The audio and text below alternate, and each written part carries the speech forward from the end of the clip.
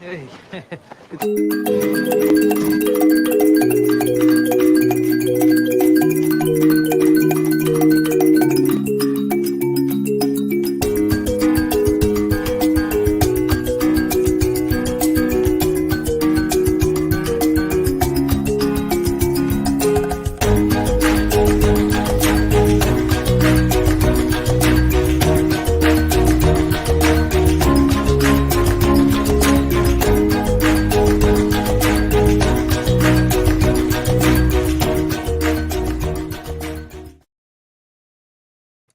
Hey, welcome everyone.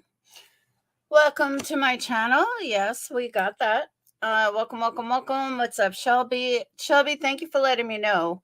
Joy and Sweet Carolyn and Amanda and Garden Grower, Christina, Bell, Team Diacide 222, and Stone Gator. Let me start at the top. Janelle, Southern Gal, Danny, Elsa, Gator, Carolyn, Shelby, Crystal, Anne, Sweet Carolyn, Squirrel, Margaret, Stoned, Southern Gal again, Verika, Sarah, Team D. I'm going to call you Team D.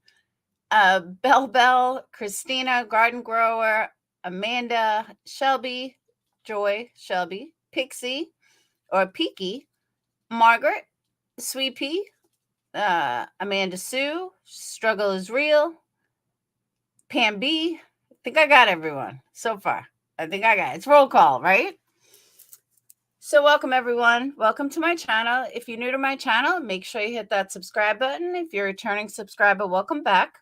Make sure you guys also hit that thumbs up. I see there's only 32 of them. So you guys want to hit that thumbs up. If you want to support the stream, multiple ways you can do it. You can absolutely super chat. You can Cash App, you can buy a candle at energycandles.com, my sponsor. And you can hit that thumbs up. That's free, totally free. So, and most importantly, also, mods will be dropping the links. My kids have an Amazon list, which if you want to support me, that helps me out too. What's up, Monica? I was making your wax melts right before this live. So, okay, I have a lot to say. Now, let me say this. I could be wrong. Hey, Rock Jam, I'm going to put that out there first. I could be wrong, but I don't think I am. I really don't. Hey, Janessa. If you're new to my channel, if you don't know my channel, the one thing I'm not going to do is run with conspiracy theories, or I don't mind speculation at all, but you'll never see me run with bullshit just because someone else said it. Thank you, Stone Gator. Choo choo. That's a good way to start the stream. Anybody else want to jump on board? Just tag along, Stone Gator. So one thing that I don't do, and I'm never going to do, is just because a lot of creators are running with something doesn't make it true. And remember, I told you guys I did a theory, a poll a couple of weeks ago, probably a couple months ago. And I said, guys, do you listen to a creator more because they have a lot of subs? So you think that the more subs they have, the more credible they are. And a lot of people said yes, and a lot of people said no. And even though it's anonymous, I don't know which side of the fence people were on, because I can't see, who actually took the poll. But the reason I say that is, thank you, Tina. Woo, woo. Ooh, that was a good woo, woo. That was a good choo, choo. Thank you so much, Tina. All aboard. Choo, choo. That wasn't as good as my other one. That last one was damn good. And remember I said that, don't, just because a creator has 250,000 subs does not make them credible. Well, there's a creator that stands out when I say this. And that creator is Joseph Morris. 99% of what you hear from that channel, he made up. Now, again, I could be wrong about this fact or this rumor, but I don't believe I am, and I'm going to show you why. I have been researching this for hours, ever since I heard it, that Jack's parents are doctors, and Jack's parents took him to Africa. This rumor started by Joseph Morris. I cannot confirm any of it. Why? Because it doesn't exist anywhere on the internet. The only person that this came from is a known liar and someone that is known to fabricate stories just for views. It's what he does. And you can hear all this from the, thank you, Struggle is Real. You can hear all this from the, if you look up Joseph Morris and Gabby Petito, you'll see what he did. And Popcorn Planet called him out a million times. But I have seen many creators today quote this exact same thing. Now, again, I could be wrong and it could be out there. But in everything that I have researched, in everything that I have looked at today, I cannot confirm it. Now, call me an idiot. Call me whatever you want. But I will say, I'm going to take what's being put out from somebody like Brian Enton. And even if you don't like Brian Enton, okay? Brian Enton is on scene, and Brian Enton is not, is not a sensationalist reporter. He's not a wannabe reporter. He is a reporter, and he's a damn good reporter.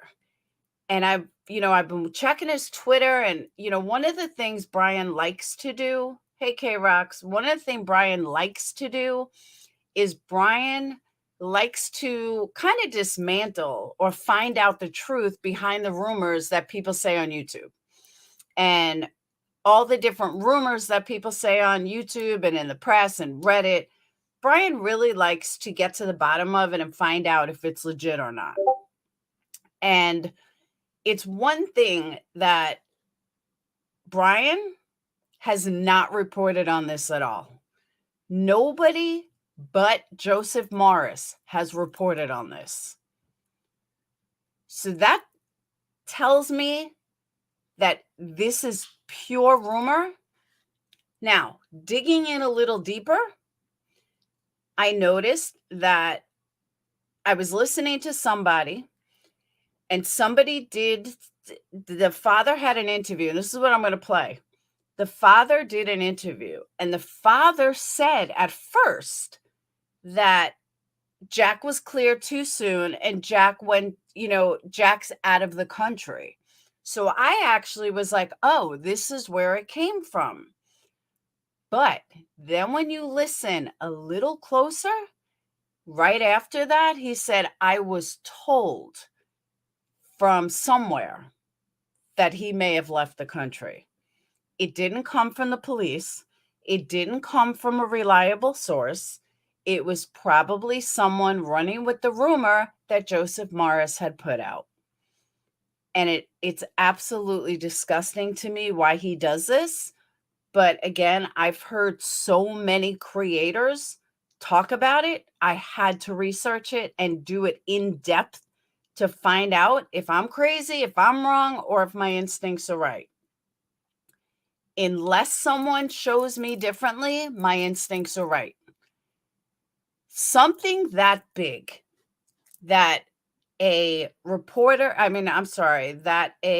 person of interest would suddenly leave the country and every single major news station would not be covering that, I find that hard to believe.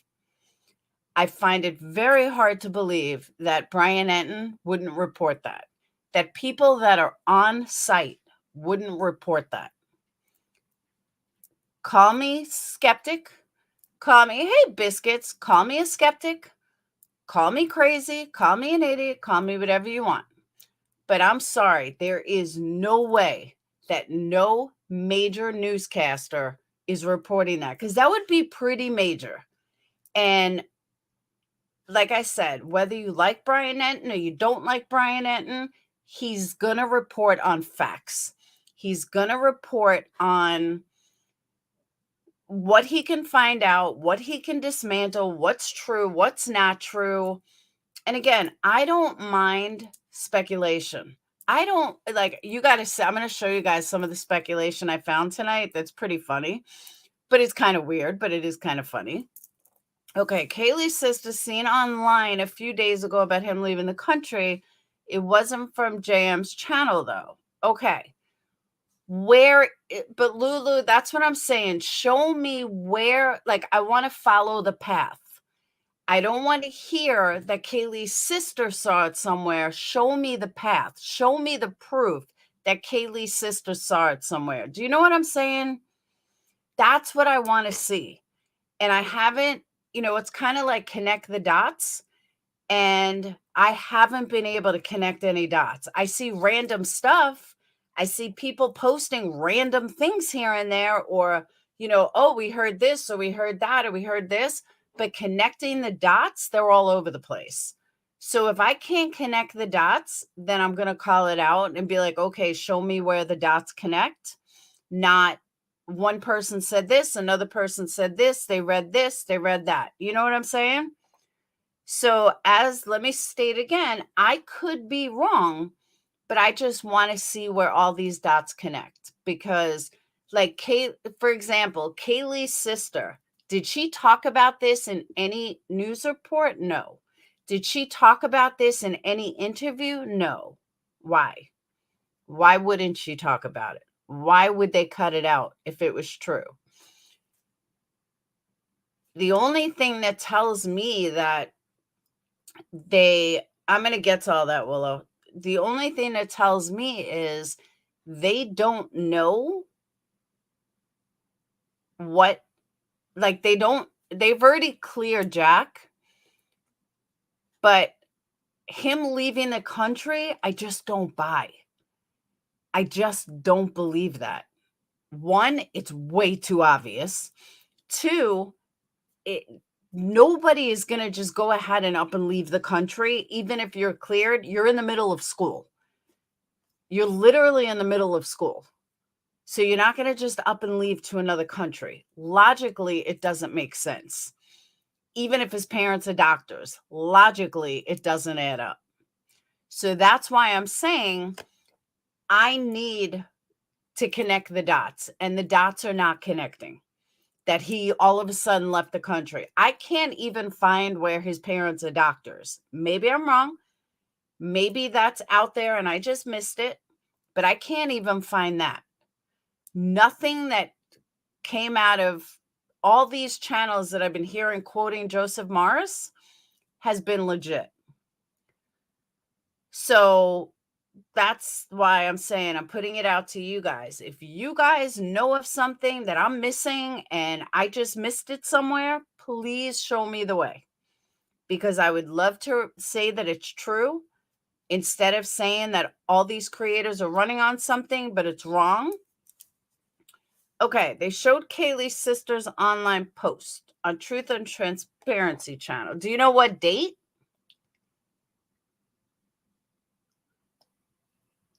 And here's another interesting twist. Lulu, if you can give me the date on that, I would love to see it. They could have doctors, but okay, well, Joseph Morris said they were doctors. Oh, I think he said they were doctors, but I could be wrong. Hey, Lacey. This time, sure, Africa in the middle. That's what I'm saying. But Lacey, I could be wrong. I don't want to, we all know I got it wrong about the stepmom in the other case. So, Johnny, this is the rumor I'm dispelling. That started as far as I know, everyone's talking about it today because it came from Joseph Morris and people are running with it. But I have no proof. There is absolutely no proof. Does Xana's mom own the home? I don't believe anybody owns the home, but I could be wrong. I don't believe any of them own the home.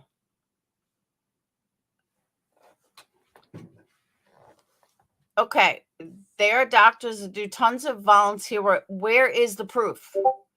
That's what I'm asking for, Lulu. I'm not doubting you. I'm telling you, where is the proof of it? Because I cannot find proof about his parents at all. That's why I'm wondering show me the dots. Yeah, I don't believe they own the home either. Not even clickbait, blatant lies. You see what I'm saying, Lulu? Okay. Truth and Transparency have 3 videos. Do you know the dates? Because if she or he, I've never watched a channel, but if they have solid proof, I'm all for seeing it.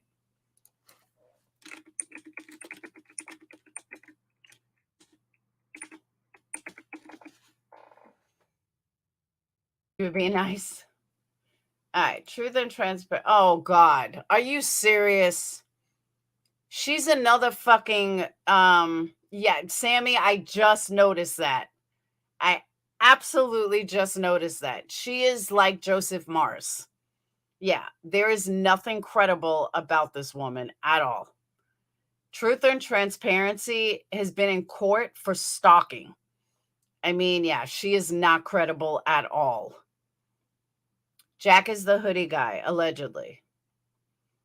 Yeah, I would not believe anything this girl says. She's the female version of Joseph Morris, but at least Joseph Morris has never stalked anybody and harassed someone to the point that they took it to court. Yeah, I can't do this channel. Sorry. Just remember, there's nothing that Lana says is credible. She probably made the receipts herself. I know Lana from the Chris Watts case. She is not credible at all. And she's a stalker. So there's that.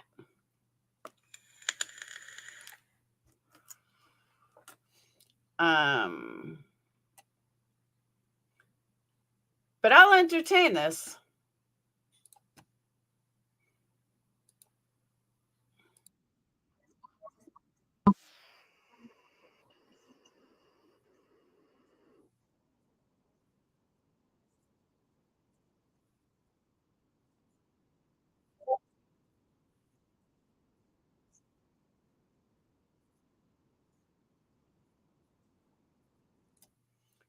Okay. I heard this on another channel, and I have a question. Maybe it's me. I reread it 35 times, or I re-listened to it 35 times, and you guys tell me if I'm crazy. Hold on. But I want to know if you guys hear it the same way I do. Hold on. Okay. His alibi was him driving to his parents' house that night and is now allegedly in Africa with them. His alibi. Do they mean that his alibi was a person? Like his alibi was the one that went to his parents' house and went to Africa? Or he did? Like, am I an idiot? Because him driving is not an alibi. And everyone knows that. But this right here is from Joseph Morris. This right here started with Joseph Morris. How does she know? Because Joseph Morris said it. That's how. That's how this started, was Joseph Morris. He went to his parents' house that night and is now allegedly in Africa. Okay, let's use a little logic here. Please tell me how anybody knows that. And this is what I was getting at. If his alibi, okay, was him driving by himself, how would anybody know this to be true? The cops haven't released haven't released shit. They really haven't. They haven't released anything. They're not saying anything about any suspects or alibis. This did not come from the family. And that could be true, Big UPS. It could be an alibi if they tracked his phone. But the police have not released anything. The family has not released anything. Elizabeth, exactly. I said that earlier. I'm going to play what the dad actually said instead of what people seem to have heard. And I'm glad you brought that up because I'm going to play that next. But what I'm saying is this right here, how would somebody know this? How would somebody know this? Did he call their family and they said, yeah, we're going to Africa? Because the cops wouldn't release this. Brian and the father stated that. Cops haven't released anything. It didn't come from a private detective. So using logic, this whole statement is completely false. And yet everybody ran with it. I heard at least 10 channels talking about it today. And I just clicked off. The dad is getting info from web sleuths. Absolutely, Kendra. 100%. Exactly, Camille. That's why I keep stating it. But people keep running with it. And, you know, like I was saying to patrons before, I don't go with the let's sensationalize shit. I'm going to get to the core and the root of something, and I'm going to call it out or show why it's not right. That's what I do best. Hey, Connie, that's what I do best. And it's frustrating to me when you see so many channels run with nonsense and run without thinking logic. Logically, there's no way anyone would know this. Now, if the cops were talking. If the family said the cops were talking, I could say, okay, maybe it could leak from somewhere. Also, this stuff about him getting kicked out of the out of the fraternity, if anyone can show me proof of that, I'm all ears. But fraternities usually don't talk about inside business. They usually wouldn't tell anybody that he was recently kicked out. But again, I haven't watched everything on this case. I'm not glued to it, so I might be wrong. Like, it could have came out from an interview. Someone could have said it in an interview. One of the roommates could have said it. I don't know. If I missed it, I missed it. But going on logically, I don't think I'm wrong. I think all of this is nonsense, and people are just making shit up to get numbers and views. That's what I really believe. Or they're running with it for numbers and views. I'm sorry. I'll never do it, and I can't do it. I verified as of late 2019, Jack Sherwood's parents work with Expansion International. I have no idea if parents are there now. Google it. What is, oh, you don't know what Expansion International is? Okay, where did you find that, though? Give me the dots. It's supposed to stay there, but thank you, Kendra. That's what I'm saying. I know enough about fraternities that they're not going to go blab that, yeah, we kicked them out for this reason or that reason. Sorry, not buying it. Not buying it at all. Yeah, but you know what? It's not a good thing, Naomi. It's really not. And the whole internet blaming this guy, he may be guilty, but you're also going to ruin a possible innocent person's life. And that's not fair either. I mean, the whole internet has this guy nailed. And even saying now he's in Africa. You can't do that to somebody. It's just not right. You know, you say something once in a while, or you find something, you know, I did it with the stepmom. I was like, yeah, I think she's guilty. But that was one night. I mean, look at all the tragedy pimps standing in front of someone's house screaming they're guilty without proof. Maybe Summer Wells was taken by a FedEx driver. We don't know. But if the other night didn't teach people something, it should have. Not tech savvy. Hoodie Guy sure is making himself. Hoodie Guy hasn't even said anything. It's everybody else making Hoodie Guy suspicious. But that's what I'm saying. I just don't believe this to be true. They went to Africa on any type of medical mission. Everyone has to be up on vaccines. Yellow fever for one, and not everyone has that in stock. I know this is fact. Hey, Kim.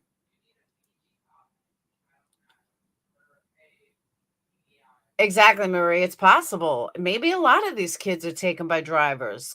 May not be FedEx per se, but maybe a lot of them are taken by drivers. Maybe they're killed by construction people. We don't know. But it definitely opened my eyes a little. It definitely told me, don't judge so quick. Because you never know. Clear to be released. That way, many will stop. They'll never stop Southern Gal. Do you know how many people I would have in here if I said that it's confirmed that he's in Africa? People love sensationalism. I won't do it.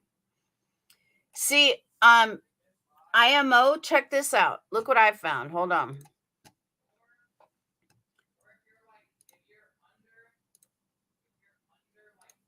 I found this interesting too.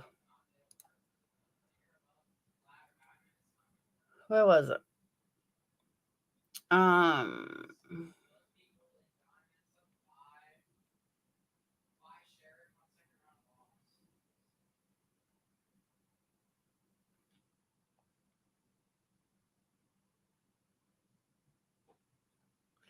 Now, did you guys hear about the jail?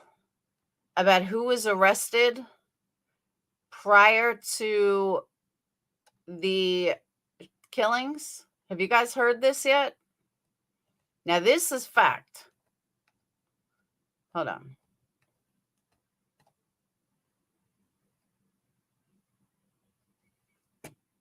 Okay. Oh, you didn't hear about the arrest? All right, I found it just a little while ago. I'll show you after this. I found this on Reddit. Jack Showalter is the guy at the food truck, is not a stalker. He walked there with the girls, and it's on video of him walking shoulder to shoulder with Kaylee. Jack S. is Facebook friends with Maddie's boyfriend, Jake S. Jake S. and Jack S. both went to the same high school together. I think Jack was keeping an eye on for his buddy, who was 5.5 hours away, which I thought was interesting.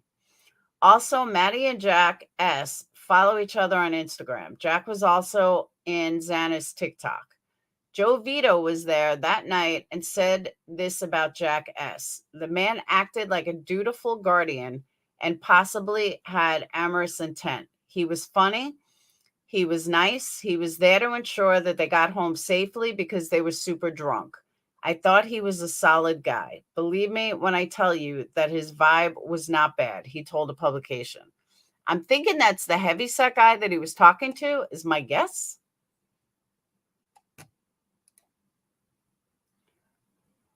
So a lot of people saying that he was looking out for them. Talking to another guy, except he went the other way completely. No, he goes in the same direction. Girls get their food, go to the bench. He left for a split second, then he made it right into the parking lot.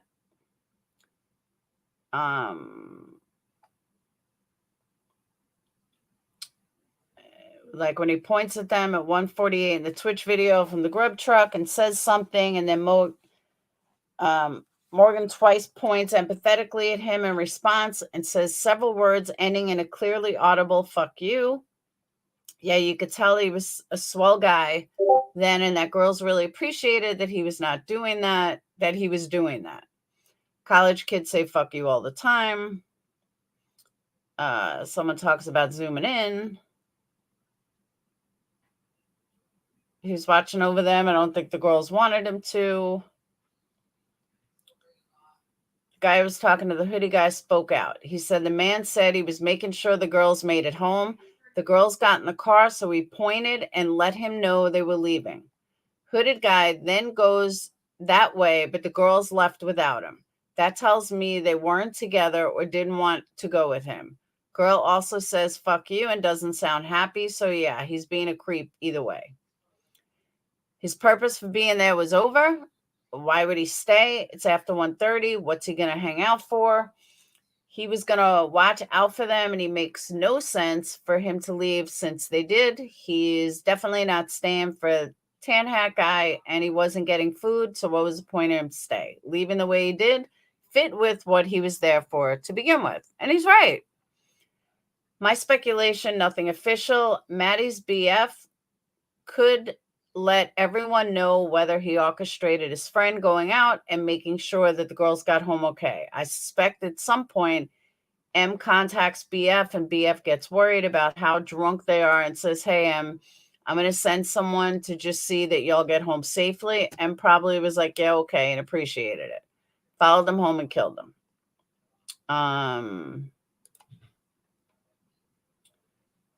Hoodie guy, in my opinion, is the main suspect. What's his name? Where is it said he lawyered up? I just read he lawyered up on another site. Suicide. Dylan M. and Jackass went to Boise High School at the same time. Coincidence. Why does it say can't locate Hoodie Man? But that was a couple of days ago. All right.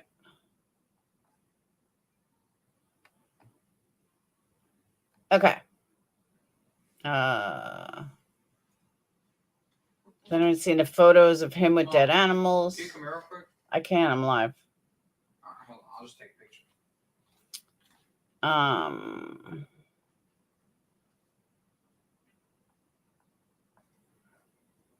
Where is...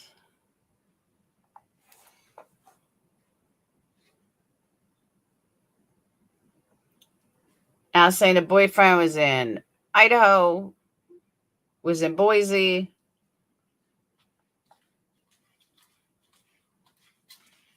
I told you it'd work. Huh? I told you it'd work. Okay.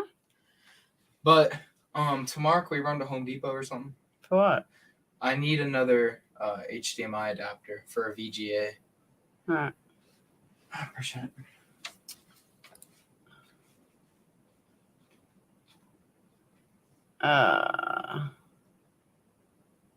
Here's another amazing post. I'm originally from Boise, but currently living out of state, so I hope I am still allowed to give any possible information.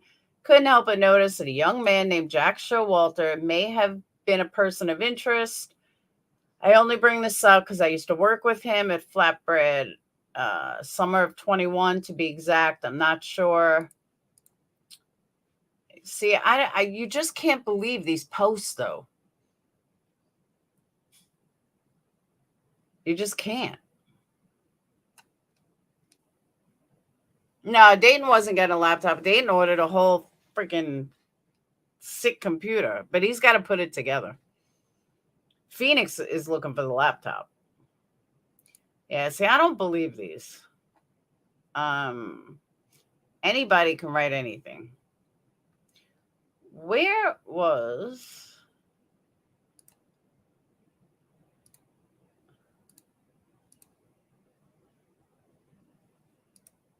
Okay. So I can't find the original post. But this is Xana's mom or stepmom.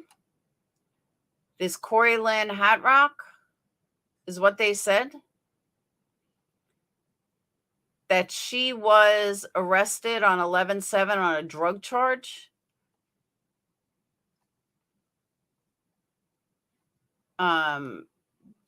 And then there was another one listed that was a stepmom, but I can't find her. I don't see her in here.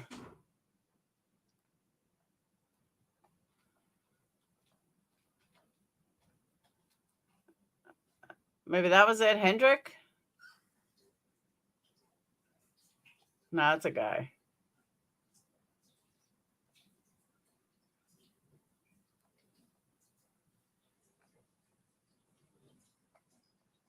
Yeah, I don't see the other one in here.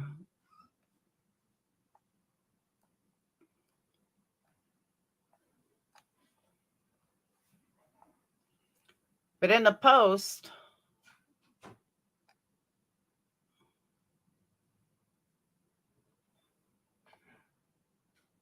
all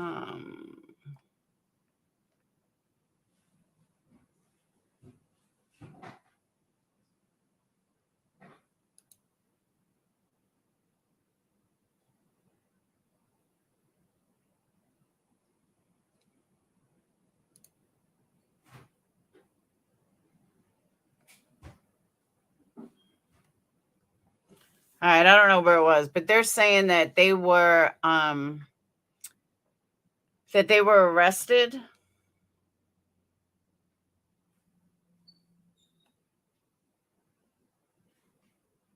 But like I said, I haven't found much.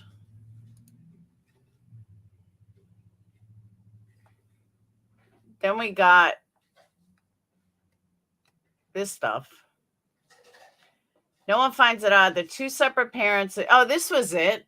Two separate parents of two separate victims were arrested a week before and week after the murders to same jail for the same drug crimes. High bonds. Someone snitched and someone's pissed. Obviously, drug killing, in my opinion.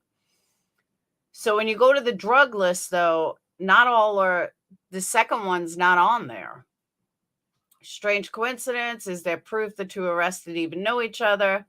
I've been reading that she was estranged with her mom, but I don't know if that's true. One of the Facebook accounts for Kara, they had been friends for 3 years on the platform. I would have to go back and look. Which two? Okay, Kara Kerndoodle and Corey Hatrock. I can't find Kara Kerndoodle. Oh.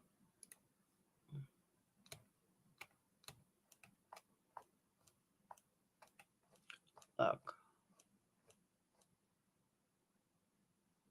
There's no Kerndoodle.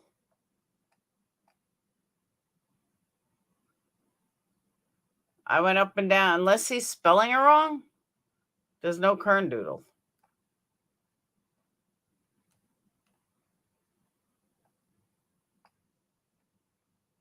And they posted the link, but there's nothing here.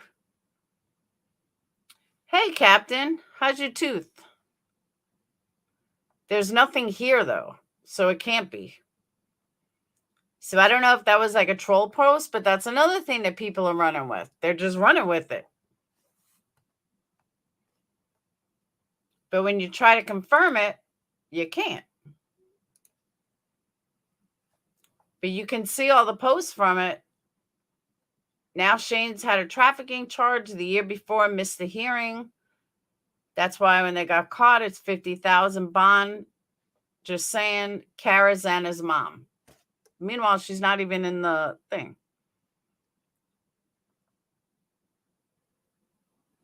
Extremely high, even with history. No people who had intent to sell that got way less. It's just weird. Yet I haven't been able to find her on that list at all.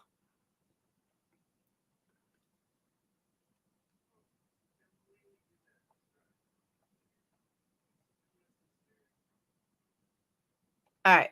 So the other thing. So I go over to Brian Enton's channel to see what I missed. And I didn't realize that they did a 20-minute after show of the thing last night, After News Nation. So I want to play that. I haven't heard it yet, but I definitely want to play it. So hold on.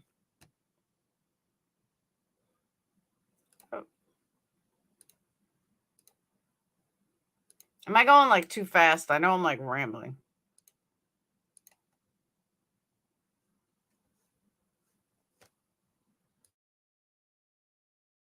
Here we are. It's almost like the little audio issue we had in the show. We had another audio. Oh my gosh, you would think that we would know how to do this by now. So thank you guys for joining. Thank you guys for those of you who watched the special. We had the new information off the top, and we talked about it throughout. Basically, that Kaylee's injuries were significantly more brutal than Maddie's. That they were in the same room together, up on the third floor, which is really interesting to think about. That the killer, went up to the third floor because there's a balcony up there. There's a slider, but there's no access to the ground. So if you were the killer, I mean, there's not an easy way to leave from the third floor. You have to go back down to the second floor, which is why some people are thinking, could that indicate that, that Kaylee was targeted up on the third floor? I mean, what do you make of it, Paige? Yeah, I think it's something a lot of us have been wondering about who and which floor and what path the killer may have taken. But I think learning that they were in Maddie's room, right? We've looked at those floor plans. It's the one away from the balcony. It makes you wonder, we heard the father, Steve, Kaylee's dad, say before, he didn't have to go up there. A lot of people wondering what that meant. I think maybe this gives us a little bit more clarity. Yeah, I felt like hopefully the victims' stories really came through in the piece. Just, trying to enjoy their college experience, just really, really good young people, it seemed like. And that to me, the victim's story that we did, I just felt like that really brought the whole thing, just made it more real. Because we've talked about this, it's so easy to get wrapped up in the investigation, but these were real people with real families that are really hurting right now.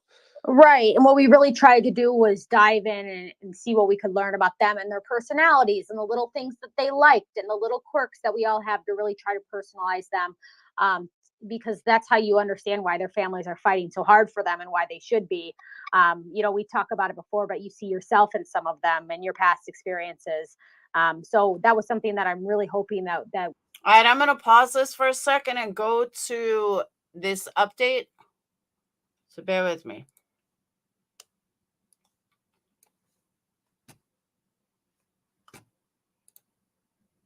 It has now been 3 weeks since the murders of 4 University of Idaho students in Moscow, and there have been no arrests for the killings of Madison Mogen, Kaylee Gonsalves, Xana Kernodle, and Ethan Chapin. Just a few hours ago, the Moscow Police Department cleared up more misinformation on this case. KREM 2's Mark Hanrahan is joining us here now to break down some new details just released by investigators this afternoon. Mark? Good evening, Whitney. 24 days. That's how long it's been since the 4 college students were found stabbed to death inside their off-campus home in Moscow, Idaho. The case has captured national, even international attention, and rumors continue to circulate online about evidence and suspects. The Moscow Police. Did you guys see Betty in that? BHB was in that clip. Just saying. Department continues to battle disinformation spreading in this case, and tonight they are clearing up rumors about where Kaylee's dog was found inside the home and an alleged stalker Kaylee might have told friends about. Investigators say Kaylee's dog was in the house when they arrived to the scene, but the dog was not found in the room with any of the victims. Police say the dog was not in a room where the crimes were committed, and there was no evidence that it had gone into those parts of the house. The dog was taken to a local shelter, and it was later released back to family. Next, the claims that Kaylee had a stalker. Investigators say they looked into an incident in mid-October, which is where they believe the stalker claims originated, that Kaylee made to friends. Now, according to police, Kaylee was at an unidentified local business. 2 men were seen inside attempting to pick up women. One of those men appeared to follow Kaylee out to her car, but did not make any contact with her, according to police. Investigators say both men have been investigated and cleared as suspects. Here's what Idaho State Police's public information officer had to say about that today. And can you speak to that at all? Have you guys investigated claims of a stalker for Kaylee, and where does that stand?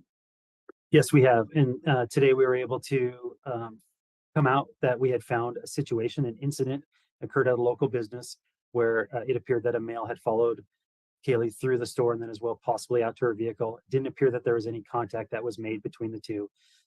We have investigated that. We have talked to the individuals involved, and we do not believe in any way that they're actually part of this actual crime.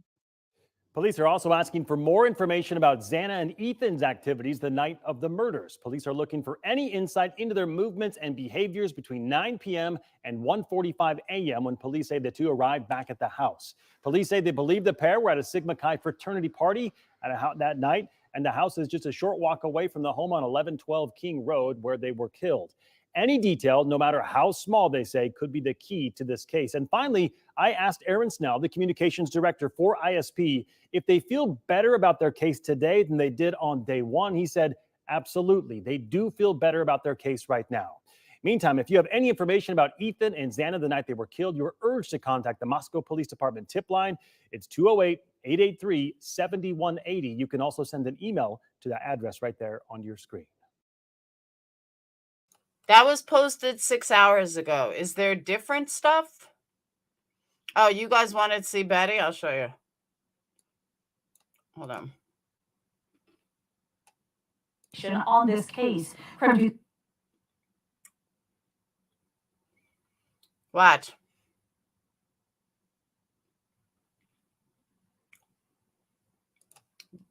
Right there, that's Betty. I'd recognize that dead ass hair anywhere.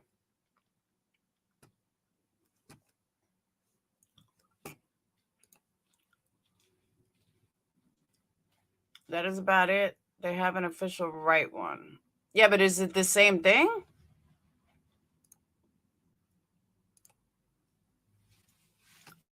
On Twitter or on Facebook?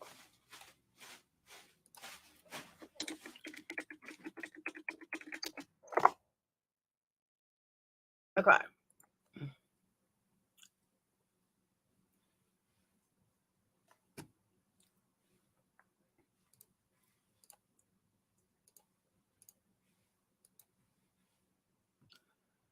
Moscow Police Department is providing the following information to update the public on the known facts surrounding the 4 murders that occurred.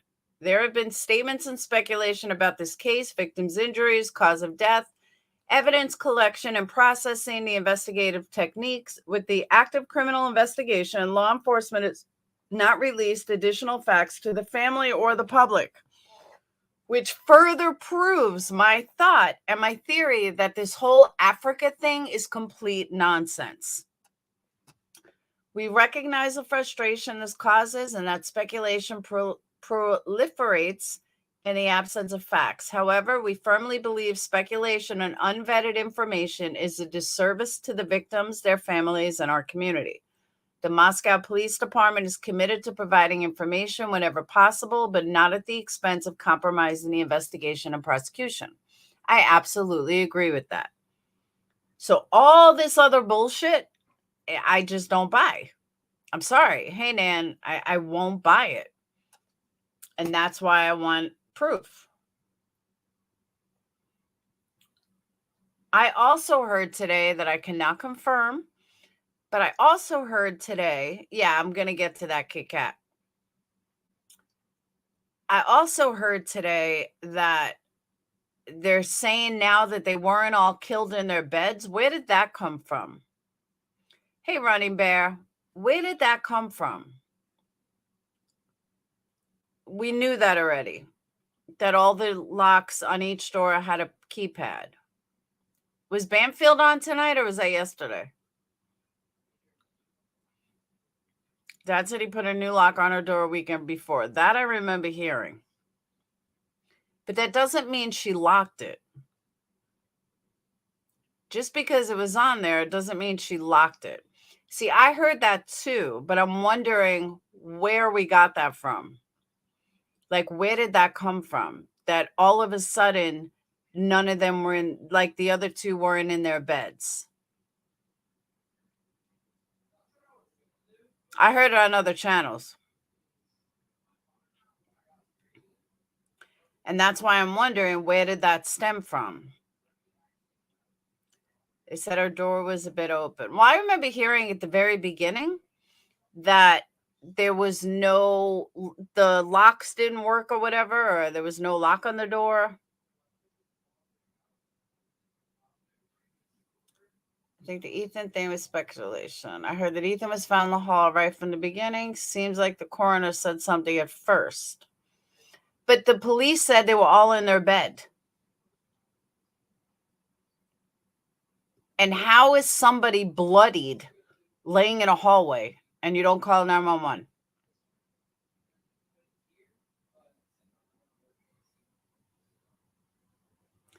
Banfield said it too.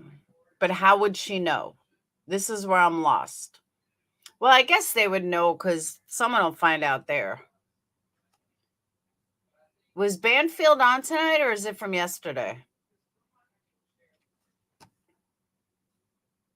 But I'll be honest with you. I can't believe I'm the only creator that I've heard that's calling out that bullshit about Africa. I'm actually really surprised that nobody's called it out. I think Ethan made it out of bed, but in his room. Yeah, but I want to know where the source is, because the only source that we truly have is the police, and they said they were all killed in their bed. So when did it change is what I'm saying. The case is a mess, Samantha. I agree with that. Heard the autopsy chicks say they were killed in their beds, but I thought Ethan was found on the floor. Then how are people saying that he's in a hallway? Thank you, sweet Carol. That's what I remember too. Oh, Banfield's still on? All right, let me look.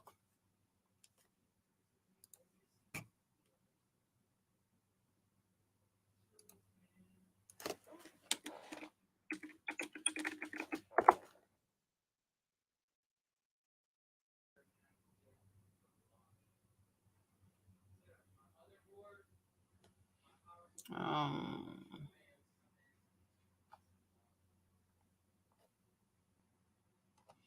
not paying for it.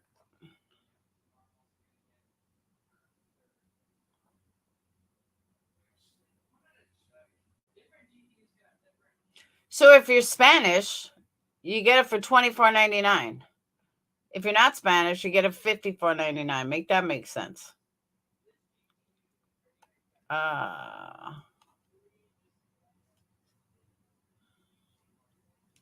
I want that. Newsnation.com.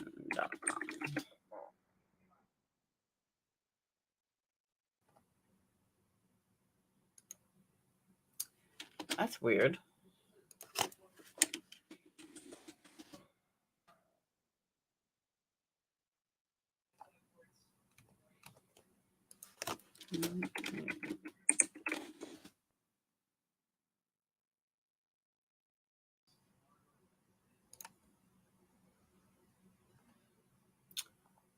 Uh,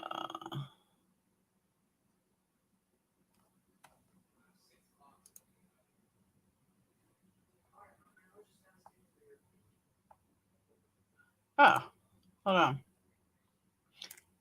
Unconnect.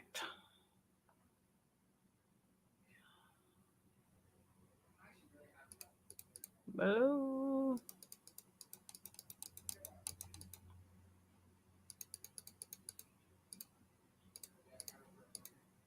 Are you kidding me?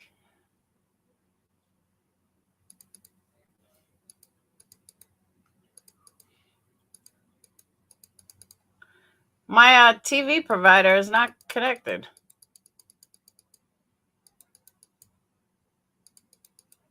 That's so weird. Not connected.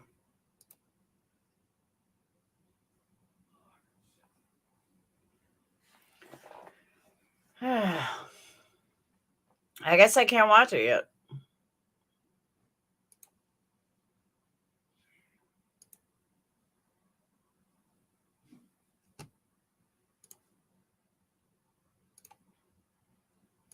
Let's try it this way. Yep, I did.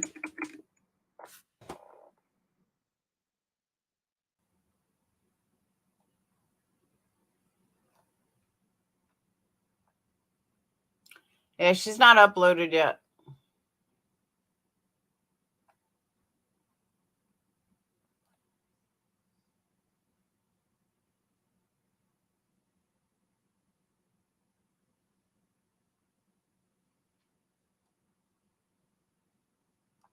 Not uploaded.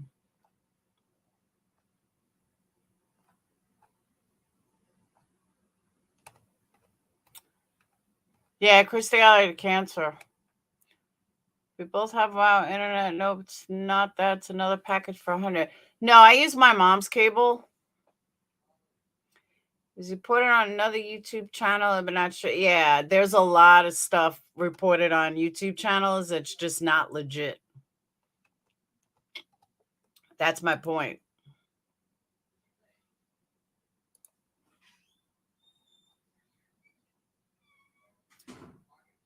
People are lying out their ass, and other people are running with it. It's really sad. Who did Banfield do a full interview with the mom? Did I miss that?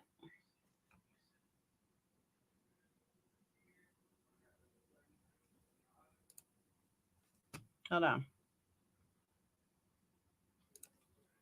I don't think I've seen this. The Banfield from the other night. I don't think I've seen this. So you guys can watch it with me. It's 20 minutes. So if you've seen it, I apologize, but I haven't seen it yet. I don't think I do. Mom, Kara Denise Northington is on the phone with me now. Kara, can you hear me okay? Yes, I can. Can I just ask you off the bat how you are getting by in this terribly sorrowful time? Yeah, I played the News Nation. I played that too, Camille. I'm talking about tonight's version. Not very easily. Not good. I mean, I don't know what to say to that. I can't even imagine the pain that you and your family are going through. Have the police been helpful to you, Kara, to understand some of the things they can and can't say? Honestly, no. Honestly, no. They haven't said anything. I learn more on the news and on TV than they have said to me. Have you had a chance to talk with some of the other parents of the other 3 kids who were there that night and share information amongst yourselves? Not really, honestly. I've just been dealing with my family, and we've just been absorbing this shock. Can you tell me, Kara, what you do know about this terrible night? Well, what I do know is not nearly enough. We need more answers. There is, there is so much more that can be done that has not been done. And I just know that there's GPS, NASA, to find out who went into that home that night. I know that. Why hasn't that been looked into? Why hasn't that been accessed? Kara, can I ask you that there is a mysterious sort of 4-hour and 45-minute block of time that's unaccounted for by the police timeline. The police say that your daughter Xana and her boyfriend Ethan were at the Sigma Chi house from 8 until 9 p.m., but then they don't have any information on where they were from 9 p.m. till 1:45 a.m. Do you know anything about that from either your information from the police or Ethan's family or anybody? I may be candid in saying this, but I think that they were at a bar. And where do you get that information from? Did someone tell you that they'd gone from the Sigma Chi house to a bar before they ended up home? That's what their father conveyed to me, that he thought that they were at the bar at that night. So, yeah, I mean, that's what college kids do on the weekends. So. But you don't know for sure that they left the Sigma Chi house, went to a bar? Okay. I don't know for sure, absolutely not. And have the police asked you any questions about where Xana might have been, or if she texted you, or if she had, if she'd communicated with any family members in that period of time? No, no answers whatsoever. Really. I asked the investigators when they come and spoke to me. So this is Xana's stepmom or Xana's real mom who she doesn't talk to? Like, estranged goes a long way. Is she estranged like because the daughter's not speaking to her because she's in active addiction, or estranged like she hasn't seen or spoken to her mom in 10 years? And either way, where's the proof? How do we know this? But CS, if it's about Africa, it's probably bullshit. If it's about stuff that hasn't been reported yet, it's probably bullshit. But I don't know. I haven't seen that channel yet. They were not able to offer me any answers. None. Can I ask you, Xana's sister Jasmine has put such a beautiful tribute to Xana on her Instagram. And I wonder if she has any additional information, just perhaps from being able to access her sister's social media or her phone. Has Jasmine been able to ascertain any other details of what happened that night, or where Xana and Ethan were that night? No, I'm not going to speak for Jasmine. You would have to ask her that yourself. And she says she's going through it right now without her sister. And I'm sure if she had any answers or any information, she's already conveyed that to the investigators. May I ask you if you can confirm that Xana's room was on the second floor of the house? Yes, I can confirm that. And and was it on? Sorry? I just had a question about the other two roommates who were there. All that's false, CS Sue. That's been debunked a long time ago. That's complete bogus.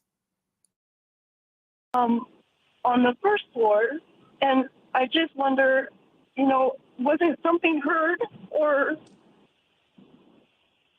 the surviving roommates that were there, they had to have heard something. They had to have the dog something.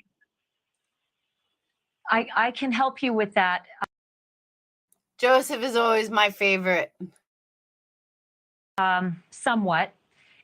There is information from a prior tenant who lived on the first floor, who said when he lived there in 2019, he moved out. He said he could never hear anything on the second or third floor. If the television was playing very loudly on the second floor, he might hear it from the first floor. And I don't know if that helps you to understand. The dog heard it, and the dog had to have been barking. You know, I have information there as well. That I've got information there as well. Our Brian Enton spoke with the parents of Kaylee Gonzalez, and they have actually referred to that. And Brian's going to play that interview. While it stopped here, I just want to point out something, because I've seen them talk about this before. You know, I love you, Kim. I've seen them talk about this before, that he maybe came up to the second floor. Did he like jump over this banner? Because there's no steps. The only way he could get in was down here. Unless he had a ladder, there's no steps. This is just a porch. There's no up or down in it. So he couldn't have come up through the second floor. He would have had to come up through the bottom. Am I wrong? I agree, Joseph. That's what I'm saying. That's why I debunked it. But you know what I'm saying? There's no steps to come up. He couldn't have walked in through the second floor. And I do love you.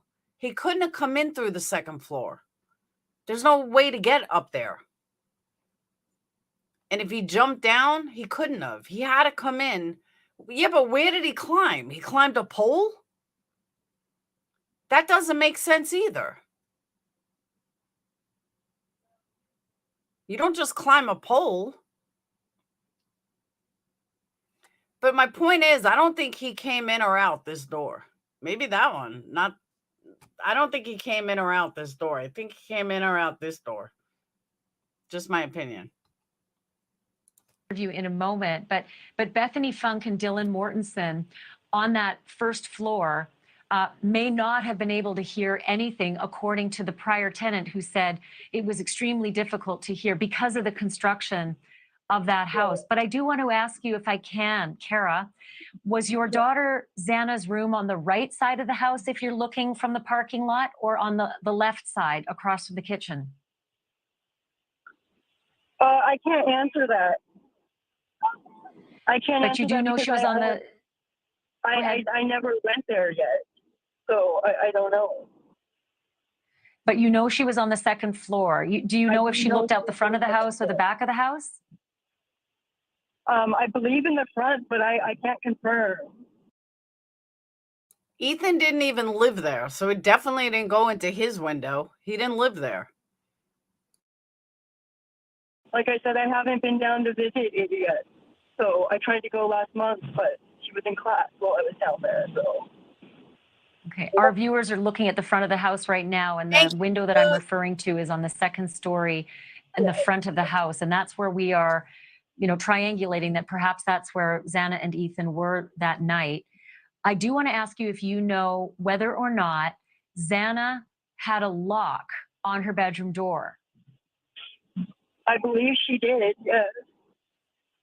Do you know if it was a lock that was a code that you would punch in on the bedroom door? The prior tenant.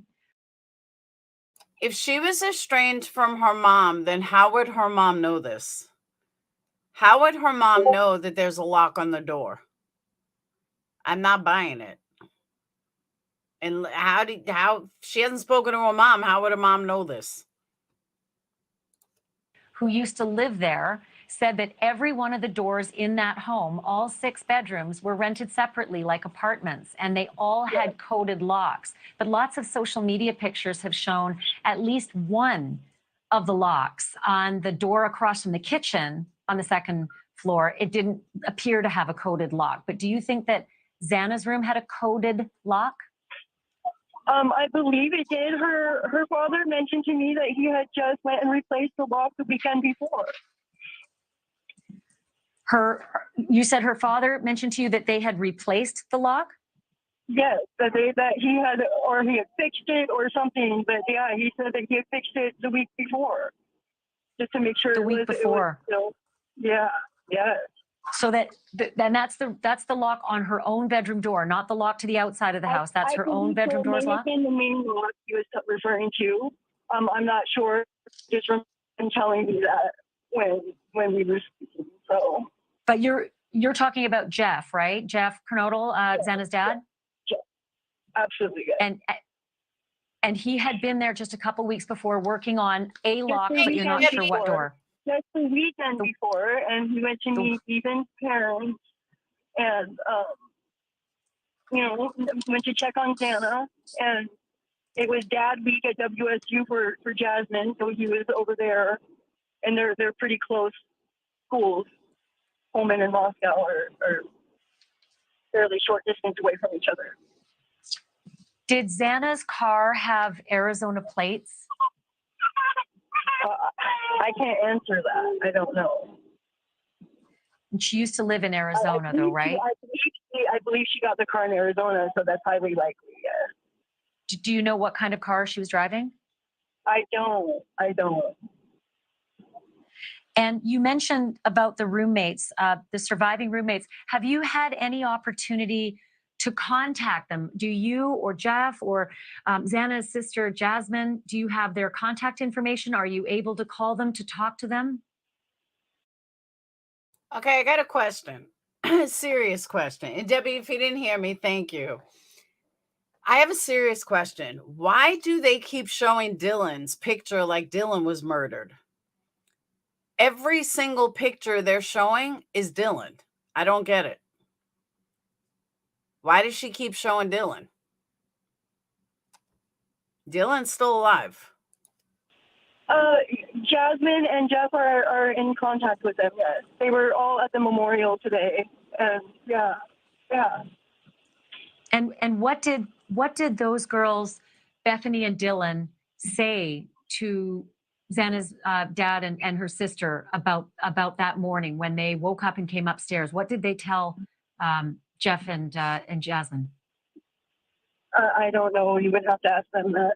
I'm not going to speak for anybody else. I'm sorry.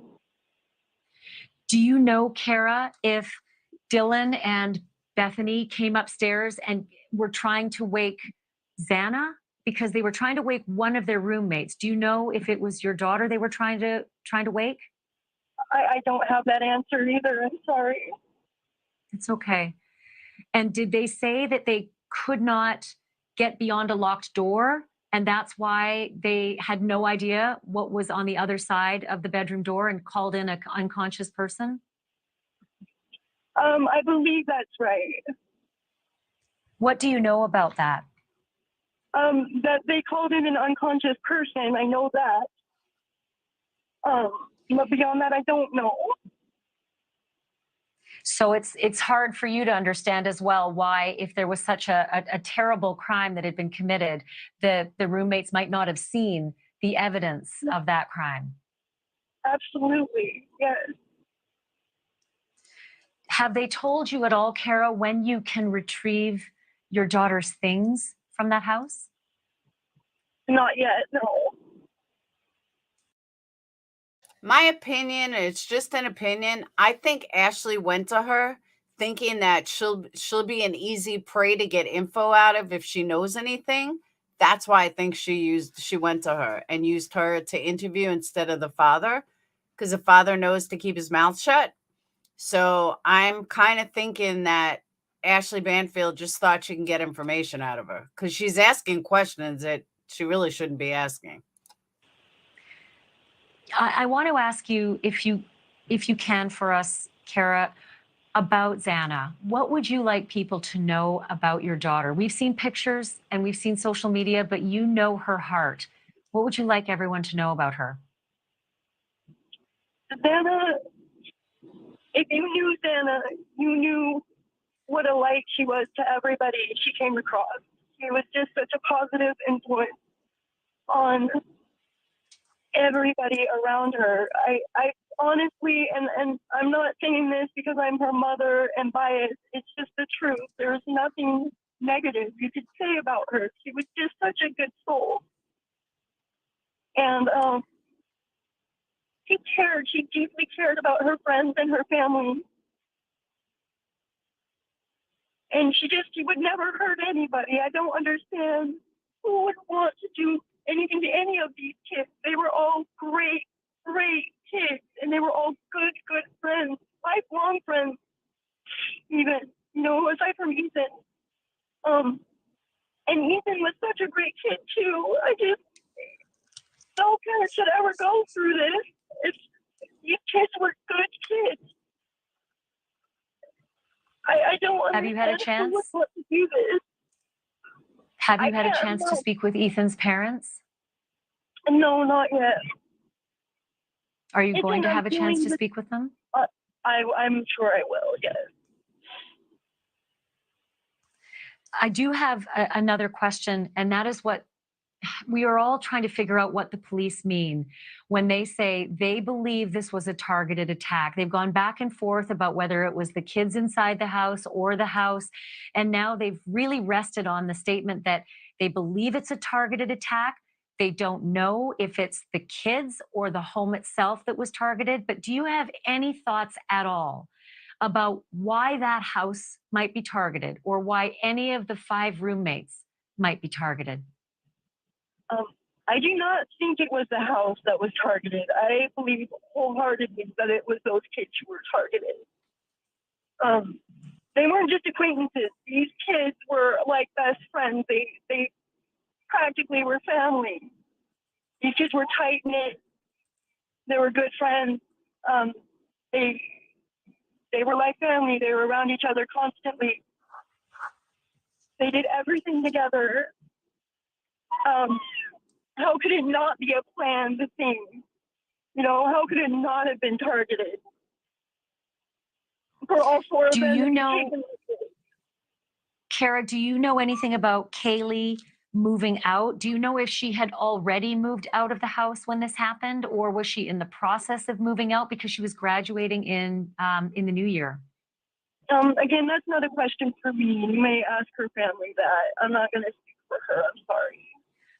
I think the reason I ask is because I'm just wondering if her room was vacant, if the furniture was gone.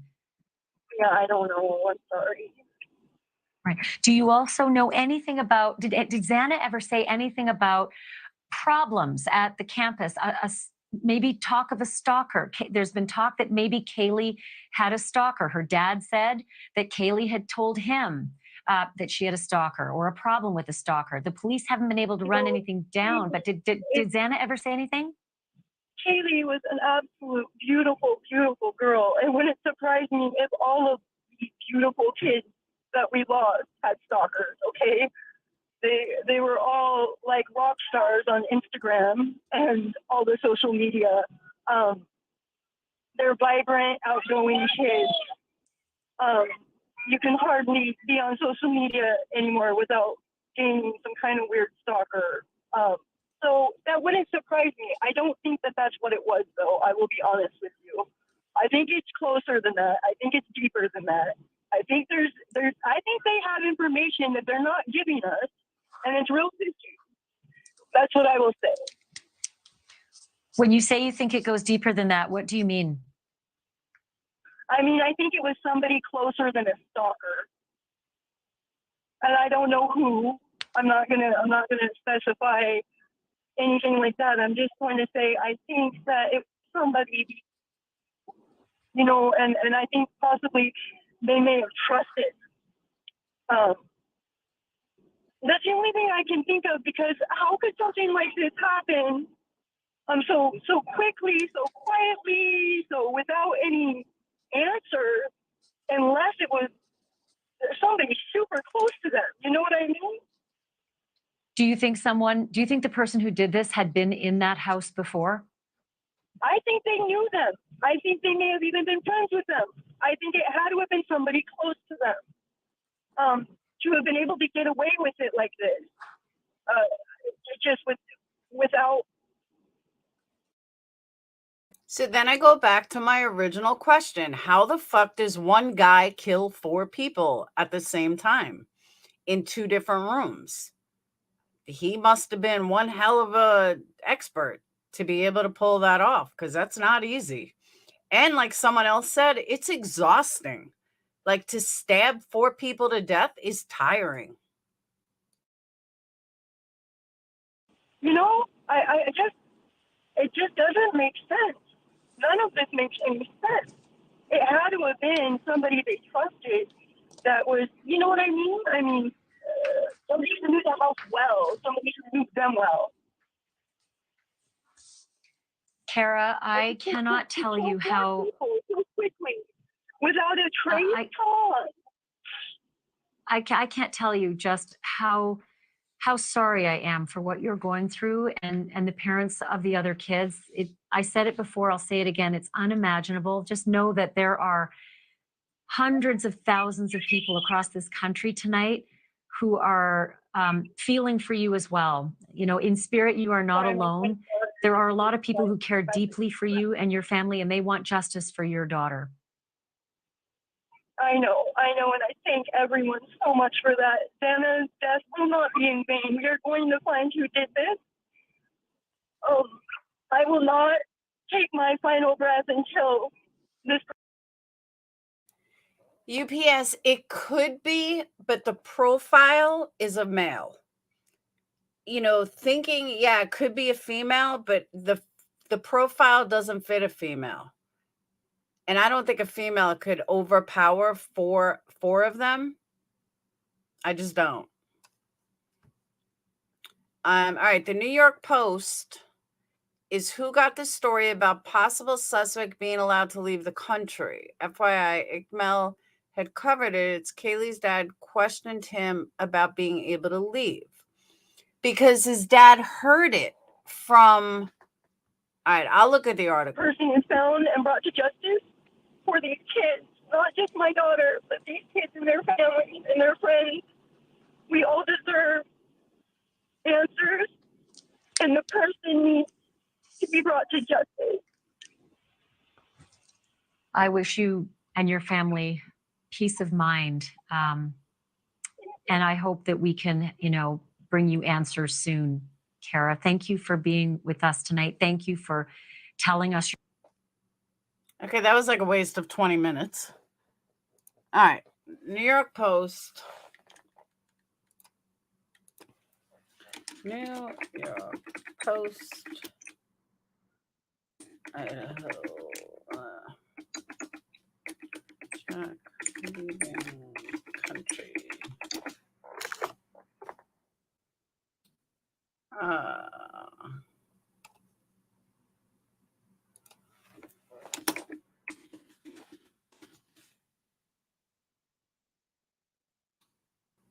Dog spared.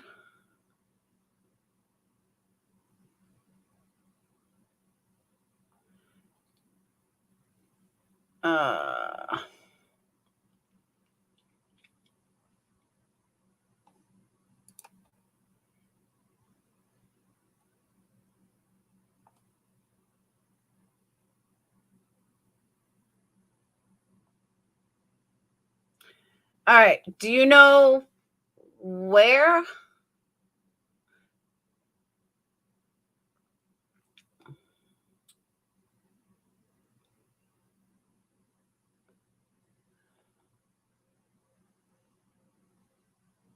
Iqmel 4 hours ago. Okay. So again, this could have stemmed from Joseph Morris. And New York Post picked up Joseph Morris.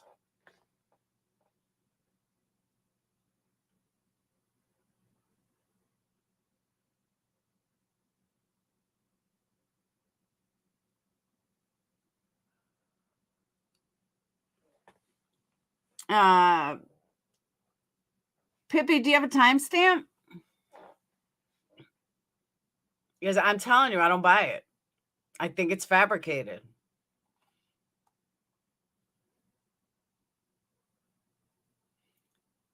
Logic tells me it's fabricated. It's fabricated.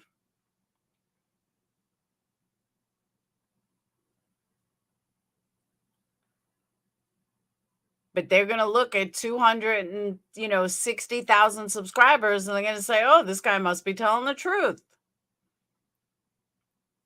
But I can't find the New York Post.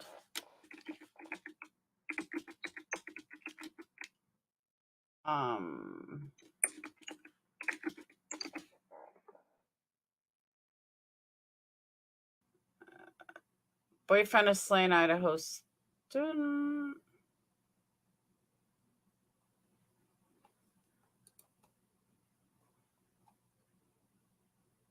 The grieving boyfriend of Madison Mogen, one of 4 university students, broke his week-long silence about the monstrous killings. None of these people deserve this, Jack Schreger said Friday at the vigil. These guys did not have good taste in guys. I think Kamel stream is only 16 minutes long. All right, let me check it out. Because I'm telling you guys, I don't think I'm wrong.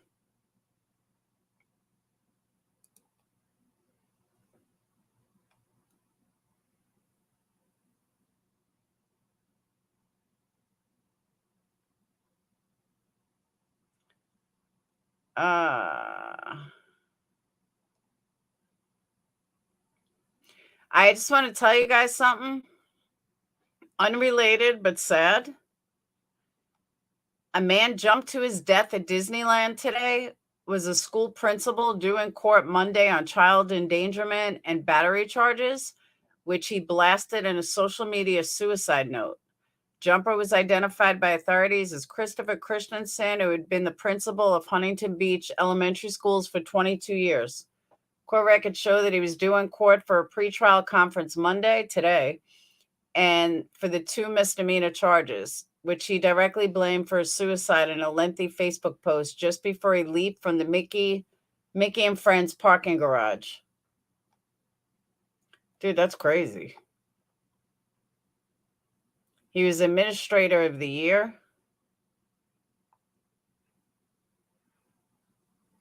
That's sad.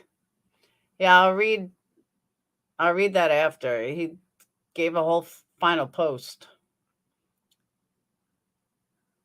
And then he jumped.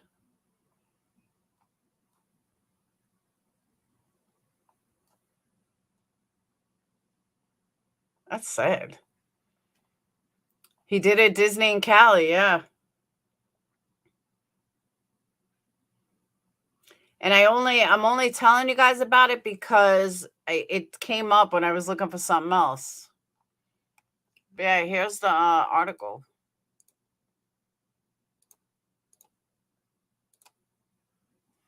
He blamed the wife in his post. Oh, you've heard about this? Hey, Winter Blue. But that's him. Here, I hate when people leave this earth with so many unanswered questions. I hope this provides some insight. This is my wife, Marlena. Yes, you heard me correctly. Most of you don't know this, but we privately married 3.5 years ago. Marlena and I love each other and adore each other. With our relationship has been amazing until recently. 2 weeks ago, she and I got into a heated argument at home in front of the girls. Temper was flared. Strong words were exchanged between us. However, never in this exchange did I hit or slap her, nor did I ever touch the girls. I never have and never will. I love the girls like my own and know that as does everyone else. Fortunately, Marlena's anger got the best of her that night and she called the police, which landed me in jail. Yes, me. A man who has never hit or harmed anyone in his life. I think it's safe to say Marlena truly regrets making that call because the events of that night have completely unraveled both of our lives. I'm on the brink of losing my job as I am on administrative leave until my case is resolved. However, the legal system is extremely flawed, especially against men and fathers. And it's sickening how quickly and easily an innocent man can be thrown in jail based on zero evidence or proof. In fact, take a look at the attached screenshot to Marlena's message to my friend about the matter. She too had no intention on having that night come this far. She knows I would never hurt her or the girls, and she too has been trying to clear my name with little success. Again, the legal system is deeply flawed, to say the least. So here I am writing my final Facebook post to you all. I need you all to know that a gentle, kind, loving, and sincerely good man has been destroyed by one unfortunate night. It really is unfortunate. This is not me. This is not something that I ever thought would happen to me. With all this said, I've truly loved educating and leading thousands of students and families as a principal for the last 21 plus years. I have made so many wonderful connections with families over the years, and those who know me closely know how much I cared for my students, staff, and families. Please remember me for all the good I brought in the world of education. To all my musician friends, thank you. Thank you Thank you for performing with me over the last 30 years. We had a blast performing all over and creating such fond memories together. Music has been a wonderful outlet for me, as it has allowed me to have a different and creative world outside my day job as a principal. I'm sad to say that last night was my final performance. However, it went very well, and I'm proud that my final performance was a success. I've always loved performing, especially during the holiday season. I'm going to miss it dearly. There's so much more I want to say, but I'm going to spend the rest of the day reaching out to those closest to me to let them know how much I love them. This is not an ideal way to go out, but at least I get a chance to say some final words to those who I love and adore. Take care, everyone. Please be kind to one another. Treat each other with kindness and grace. There is too much anger in the world, and people need to start treating each other better. What I've shared with you above is a prime example of how anger can really have long-lasting effects and extremely damaging effects on a person in life. And then he jumped. That's crazy. Totally crazy. You don't off yourself if you're innocent? That's not totally true, though. That's like saying you don't go to jail if you're innocent. Yeah, you do. That's sad. All right, let me go to Ikmal's. Hold on.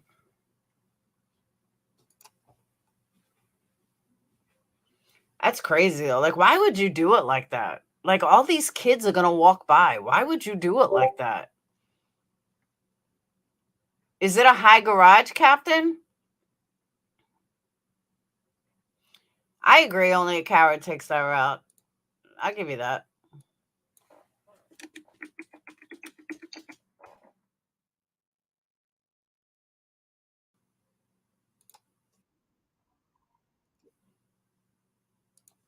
All right. I'm going to prove that I'm right and everyone else is wrong. And I can't believe how many people are running with this. I'm actually shocked that I'm the only one that's thinking this is total bullshit.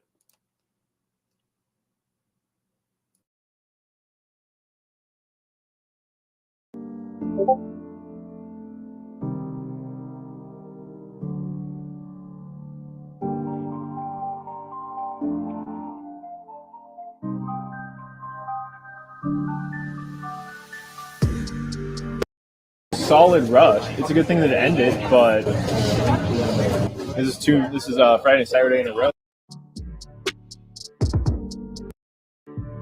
Be so intrigued by this comment. She commented this yesterday. Today is December 3rd. JS refers to the hooded man in the video, the same person who is willing to post the following photos on social media and lived in the apartments next to the girls. Exact knife type they are looking for, 2 of them in fact. He was also kicked out of his fraternity for anger issues and kicked out of the corner club for being weird to girls. Pause. Okay, but who is saying this? This is what I'm talking about. Connect the dots. Where, just because some person put it in a article doesn't make it true. To read. The term GeoSnap is a Snapchat setting that allows your location to be in. Okay, now this is freaky. I just want you to look at the mask.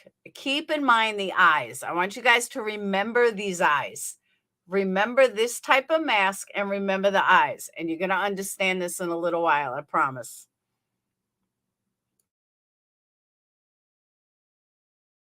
Traceable. His only alibi is that he took off to his parents' cabin 5 hours away. I believe the police say not believe to be involved at this time is to try to trick him. What's up, it's Ticket Mel. Welcome back to the channel. Thank you for stopping by. A couple of things that we got to talk about, crazy updates from police, things that Kaylee's father has said, and I put those clips from the beginning there to give you some context about what we're going to be talking about and who he's talking about. So that TikTok channel is Crime Among Us. I'll put the link down below. And there's this new article that has come out. Kaylee's father spoke with the New York Post. It says, dad of slain Idaho student Kaylee turns to PIs as cops too inexperienced. The grieving father of murdered University of Idaho student Kaylee is working with his own private investigators, which I don't blame him, because he fears cops in the major case are too inexperienced, which the only thing that people have brought up, though, is that the FBI is involved. How much can a PI really help? Steve raised his fears Sunday in an exclusive interview with the Post, saying he was also concerned that one suspicious character had been ruled out too quickly, seemingly allowing him to flee the country without taking a DNA test. If that's true, I mean, I don't know. That's pretty wild and crazy. People have been pointing. Okay. That interview, though, that the father's talking about, he changes his story. That's what he says at first. And then after he says, I heard that he was possibly out of the country. So nobody told him anything. It's complete bullshit that stemmed from somewhere. Maybe it wasn't Joseph Morris that started it, but he ran with it, and now everybody's running with it. And that is not what the father said. And I have it. I'll play it for you guys. It's not what he said. At this guy, people have been looking at him. People have been pulling up that picture of the hunting stuff, which hunting is not uncommon out there, you know, but people are digging and pulling this stuff up. And people are also pointing out this guy's behaviors at the food truck, which I've read some comments on Reddit, and I've heard women talking about this, kind of hovering over them. I don't know if they're trying to look over them or protect them or whatever, but they don't kind of get the hint. And hovering, it seems like they're, no, you know what I'm saying? So now with this, the father's comments, you know, people are just kind of like, And I have a crazy update too with the police, which I feel like police are almost directly talking to the dad without talking to the dad. They're talking to him without talking to him. It says there he lashed out at the lack of leads coming from cops who backtracked on the claims that the killer appeared to be targeting at least one of the 4 roommates and have yet to even suggest a profile of the likely slasher. One of the murder squad officers is only 26, he complained, meaning he was only 19 when the sleepy city of Moscow last had a slaying in 2015. They're just so inexperienced, and I don't want anyone making mistakes in my child's case, the father said, also blasting the officers as not exactly the most tech-savvy people. As well as his own fears, Goncalves said started working with private investigators because there were enough insiders telling us we should be concerned about the lack of any clear. Okay, hang on one second. Hold on one second.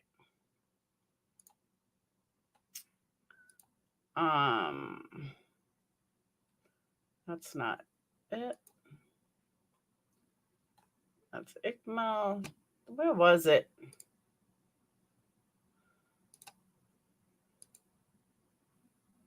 Who was I listening to when I heard it? Oh my God, now it's bugging me. No, it's not that the father took it back what he said, but he changed it. I was on my cell phone. I'm trying to remember who. Oh, who was it? Hold on.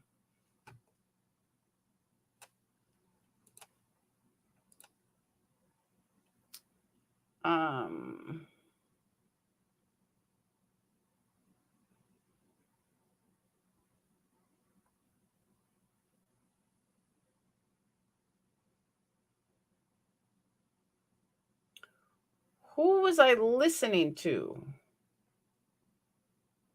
Ah, here it is.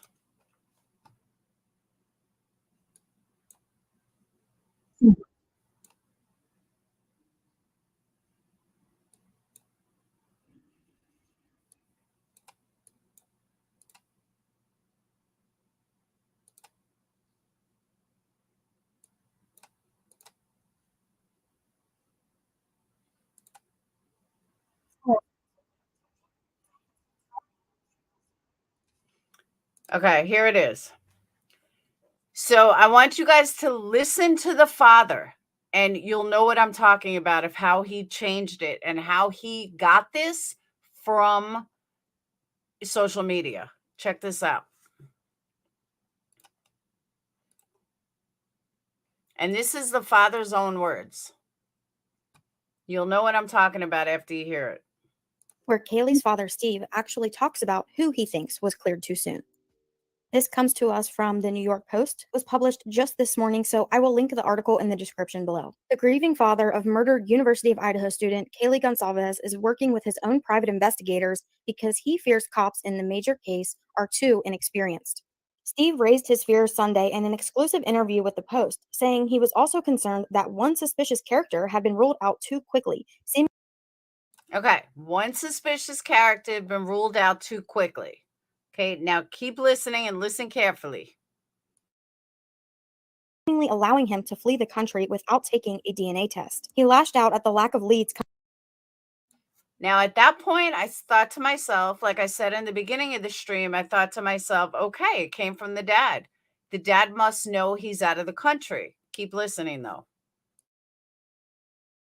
Coming from cops who backtracked on claims that the killer appeared to be targeting at least one of the 4 roommates and had yet to even suggest a profile of the likely slasher. One of the murder squad officers is only 26, he complained, meaning he was only 19 when the sleepy city of Moscow last had a slaying in 2015. So they're just inexperienced, and I don't want anyone making mistakes in my child's case. Also blasting the officers as not exactly the most tech-savvy people. As well as his own fears, Goncalves said with private investigators because there were enough insiders telling us we should be concerned about the lack of any clear leads in the November 13th murders of his 21-year-old daughter and her 3 friends. I talked to detectives, he said, making clear he was keeping away from the internet sleuths whom he dismissed as Hollywood shit. One of the private detectives I talked to has 50 years in the game, he said of his outside help. The gumshoe told him that he had to break cases when there wasn't DNA, suggesting younger cops rely on it too much. Trying to give them the benefit of the doubt, he said of police investigators. The grieving dad still hopes cops will be heroes and prove him wrong by ultimately emerging with breakthroughs that solve the case. I'll apologize. I'll come out and say these guys had amazing DNA or some evidence and good for them. I was giving them shit and I take it back. I'd love to be wrong and we can get this guy, he told the Post. Goncalves said he is only speaking out because of his alarm at the lack of leads, including the refusal to release an official profile of the likely slasher in the November 13th attack. That would give all these other girls that are walking around that community somebody to look out for. So now going back to my original point, the cops haven't given any information. So where would this guy come up with that the lead detective is in Africa? No, the police haven't given them any information. Nobody would know this guy is in fucking Africa. Nobody. It leaked from some idiot on the internet that wanted to be big, or one that's already big and wanted to run with it. That's where it came from. It's a rumor, plain and simple. There's no evidence to back it up at all. And yet everyone and their mother is running with it except me. Don't make more victims, he warned. He admitted that he also fears that a hoodie-wearing man spotted lingering near his daughter and her best friend Madison Mogen, also 21, was ruled out too quickly for killing the pair and their 2 friends. Some people came to us and said that he's out of the country. He didn't take a DNA test. Did you hear that? Some people came to us and said he was out of the country. Who came to them? JLR? JLR and Betty calling to get some hype there? Because that's what trolls do. They call parents. They call parents' friends. They call people and they run with rumors. And that right there is the key that I heard. I said, there you go. That is a rumor. And he said it. People came to us and told us. Now, if I was the parent of a murdered child, I probably wouldn't ask for proof either. I would just go with it. But Tommy, they're not sharing more because the parents have big mouths. Obviously, I wouldn't share either. But that right there tells me that that is bullshit. You know what, though? They don't even have to stay off of YouTube. Someone like JLR or JLR's old crew would get to them in a heartbeat.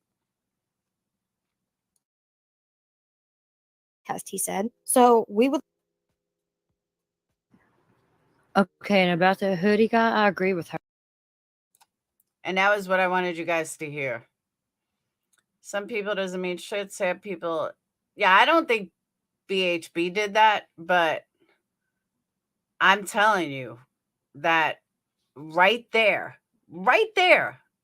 when someone said people came to us is when I knew it was confirmed to be bullshit. Maybe one of Kaylee's friends told him, I'm sorry, I'm not buying that. I think this was pure rumor.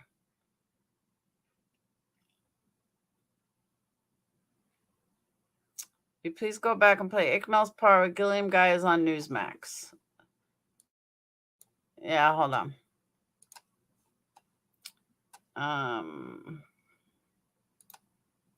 But I just wanted you guys to hear that was the evidence. Exactly, Anne.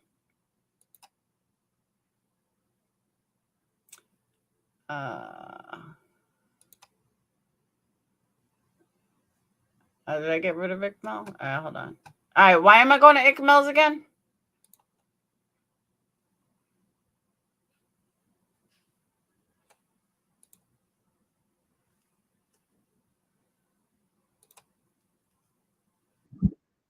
Do you have a timestamp? Or are you talking in the very beginning?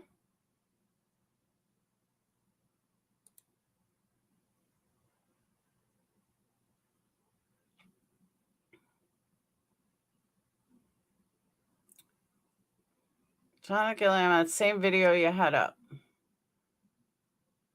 Where would I find that?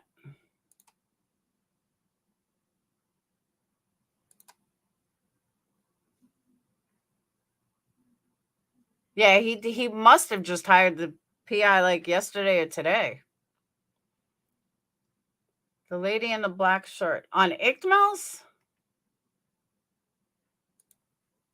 All right, I see Gilliam. I hadn't gotten that far. That's why I didn't know what you were talking about. All right, hold on.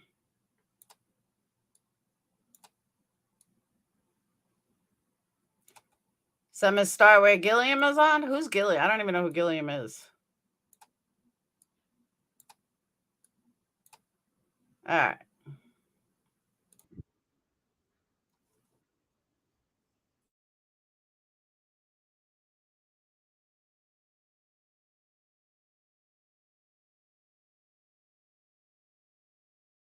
And her friend. Joining us now for more is former FBI agent and former Navy SEAL Jonathan Gilliam. Jonathan, welcome back to Wake Up America. So let's start with that. What conflicting means of death mean? Autopsy results are already out. The father of one of those students says the points of damage don't match. What does he mean by this, you think? Well, to tell you the truth, I don't know what this guy means. I'm going to take a little bit of a turn on this because this individual, Steven Gonzalez, I always butcher his last name.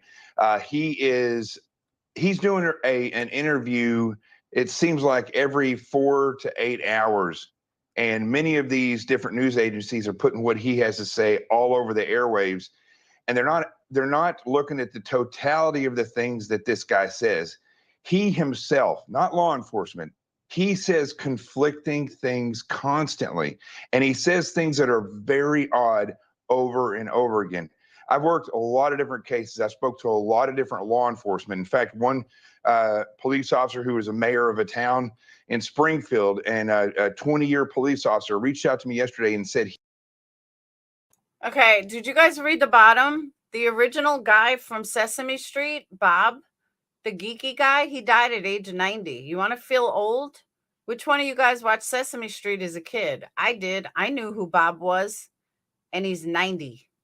Damn. he's never seen anyone that seemed like they have committed a homicide more than Mr. Gonsalves. Now that's something when we're looking at his statements that he is consistently making to the media. Wow. That's crazy to I don't know. And the media is overlooking the fact that he is saying things, and I have some of the things that he says right here. He says that that nobody in the room, that it was fast and nobody suffered. Right? Yeah. Yo, I literally had a conversation with Silvio about that. Literally, I'm gonna send him. He was literally like, because Silvio was like telling me like, how would he know that? Like, how would he know something like that? There's been no report on them. He's also said that he's just going to say it. This is a quote from Kaylee's dad. I'm just going to say it. It was leaked to me. I earned that. I paid for that funeral. I sent my daughter to college. She came back in a box. He went to when they had their service for all the four slain, and made jokes and talked about the lighting. I mean, this individual is bothering me and many people very much. And if it, I mean, the lighting thing, when I saw that, yo, I mean, it's a tense thing, nervous. I mean, I don't know. I didn't take it like that. I think even the other parents had made some type of like to try to lighten the mood type of thing.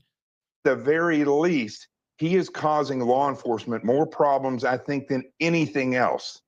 And I've had this conversation with friends too. I definitely don't think cops are happy with him, for sure. Like they're probably, and I think that's why that police release came out today. Yeah, again, it's definitely confusing. I've heard him on these interviews say those things. Jonathan had read that. You wonder if he's a parent and grieving, if that's what he's going through.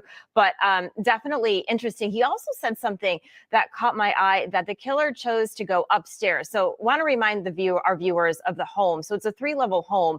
The main entrance is actually like the basement area, and then you go up the 2nd floor. That's where a couple of the bedrooms were, and then you go to the 3rd floor where there were other bedrooms. So he's saying, this father, that the killer went up that 2nd floor and went through the sliding glass door. Have you heard any police reports saying that that was how the killer entered the home? We've heard no definitive police reports that say that. Although I do believe that is correct. I think when you look at the 2 individuals, the 2 females that were in the 1st floor, and that 1st floor opens up into a common living room. Hold on. I just thought of something. Isn't it possible? Think about this. Isn't it possible that they went up, that when the father said they didn't have to go up the flight of stairs, meaning because Kaylee was in Maddie's room on the 2nd floor? I don't know why I just thought of that. But that's definitely possible. He didn't need to go up a flight of steps because they were both in one room. I don't know. I just thought maybe that's possible. Type space. I guess there's bedrooms there, and those go upstairs. It's almost like a second apartment. Yeah. And the 2nd floor has its own main area, and then there's the 3rd floor. This Mr. Gonzalez, he continues to push out their details about this crime that nobody really knows about. We do know that people were killed on the 2nd and the 3rd floor. I personally have never heard any reports where they were saying that that there was different types of attacks and ferocity amongst the different victims. The only person that said that is this same individual. And in the way that he talks about how his daughter and the other girl that was with her were sleeping in the same bed. That information was not released until he said it. Back to today's updates. And so one of the things they said here, detectives continue investigating what occurred from approximately 9 p.m. on November 12th to 1:45 a.m. on November 13th, when Ethan and Xana were believed to be at the Sigma Chi House on the University of Idaho campus, 735. Any interactions, contacts, direction, and method of travel, or anything abnormal can add to context to what occurred. And so this is the big time gap that we've all been talking about. What happened between? Continue process and working through 2,645 email tips, 2,770 phone tips, 1,084 digital media submissions. Believe someone has information and that will add context. Our focus is the investigation, not the activities. Your information, whether you believe it's significant, might be one of the puzzle pieces to help solve these murders. Interesting. Maddie and Kayla's was on the 3rd floor. Kayla moved out, and that's why she was sleeping with Mattis. Do we know for a fact she moved out?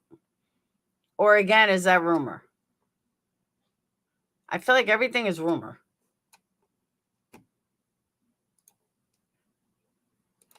All right. What was Kara? Some with the N, right? Because now that I have her last name, I wanted to look again.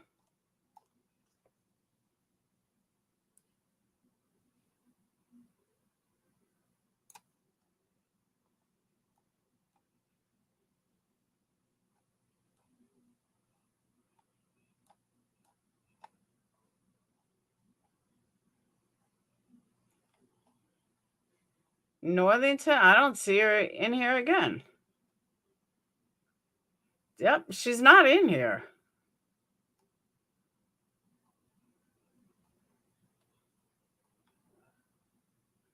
The other one was, but she's not. She's not in here.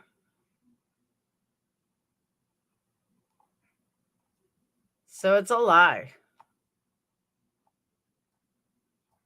The other one is, not her.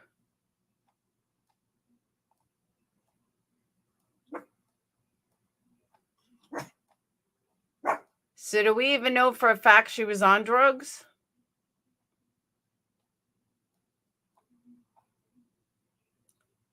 Cara Denise, yeah, she's not in here.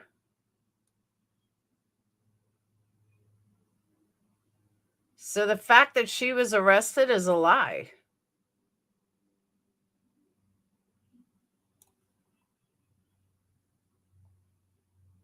Navarre, Nelson, Nesbitt, Neshkoff, Newcomb, Newman, Nicholson, Nicole, and Oates. She's not in there.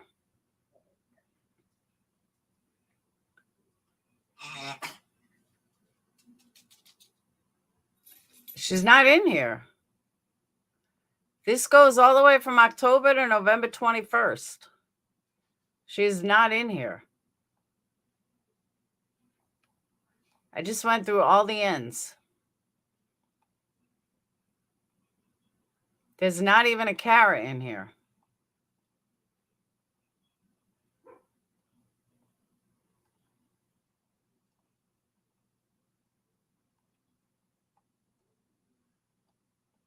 She's not in here.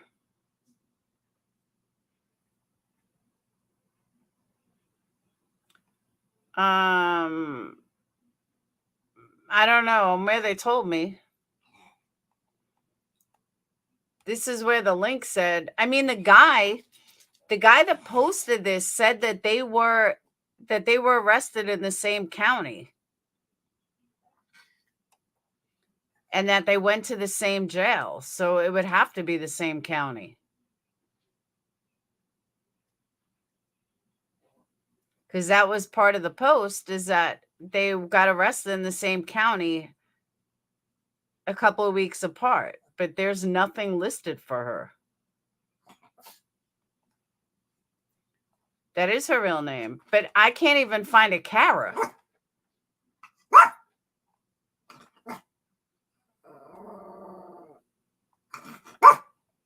I really don't even see a Cara listed. Hang on, I got a Debunking on. I've tried both last names. Cuttini County was what I read. Yep. She's not in here. Here, if you guys find it while I let the dog in, here's the link. Go ahead, take a look. See if you guys can find something that I'm missing, because I don't see it. And let me go let Book in. Hold on. Ugh. Who is in the house? Why are you barking at me?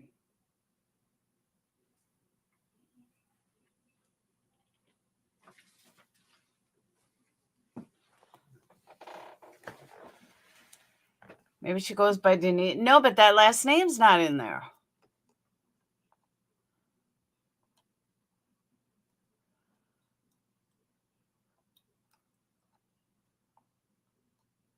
That's what I said. You guys could take a look, have fun with it. Let me know if you find anything, because I haven't. I didn't realize I've been on so long. I want to touch on the whole reason I was going live is the fingerprint. So I saw this on a news article. Yeah. I saw this on a news article.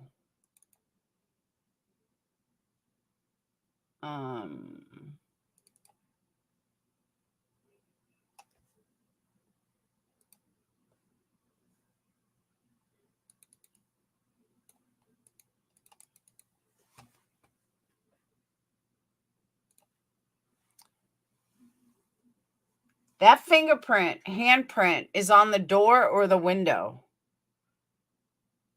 What do you think the odds are? Thank you, Jen. What do you think the odds are that that is the killer? What do you think the odds are? Cannot confirm.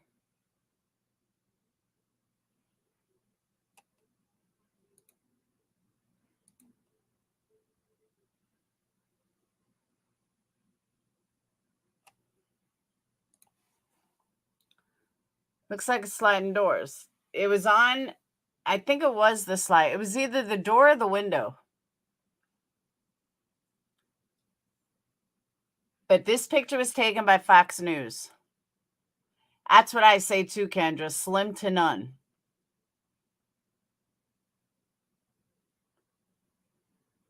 But like someone else said, the thumb is pointing down. So it's a kind of odd handprint because it's pointing downwards.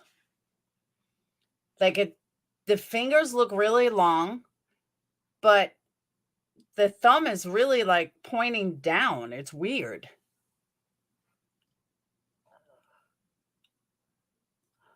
I don't know. I don't know what's behind it.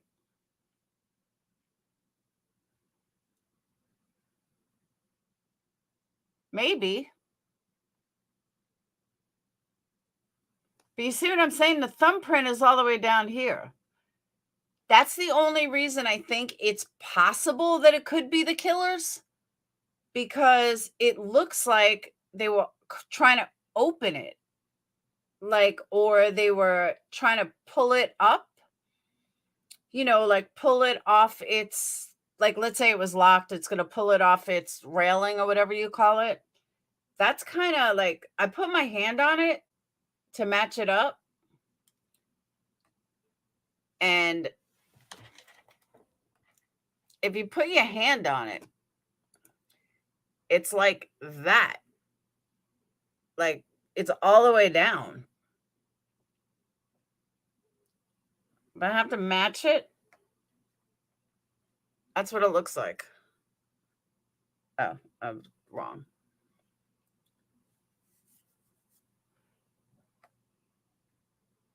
Yeah, it's like that. Thank you, Winter Blue. But it's like that. It's that far open. You don't think that's a thumbprint down here? Oh, I do. Because you can see the hand like going down. No way the killers stabbed 4 people and didn't get cut. But I totally agree with that. I've been saying that for a while. I've been totally saying that for a while. But it makes me think that they were trying to get it off of the railing. You know what I'm talking about? That's just what it reminded me of. When you try to like lift a door, you know what I'm talking about? But I think that's definitely a thumbprint. Because here's the rest of them. It's a pretty solid thumbprint too. Track, thank you. Yeah, when you're trying to get it off the track, so you want to like lift it up. That's kind of what it reminded me of. Elias has to have DNA and guarantee they ran it immediately. Maybe suspect. They say, rumor has it that suspect is not in CODIS. Someone told me last night, though, maybe it was even you, that 23andMe was actually there. I don't know if it's true or not, but they brought in 23andMe, which is really smart. Looks like fingerless gloves. I don't know, because I don't know what stuff they put on there. Was this store that was worked on? I don't know. The article didn't say. But the first thing I thought of when I saw this was that somebody was trying to lift it off of the railing, you know, the track.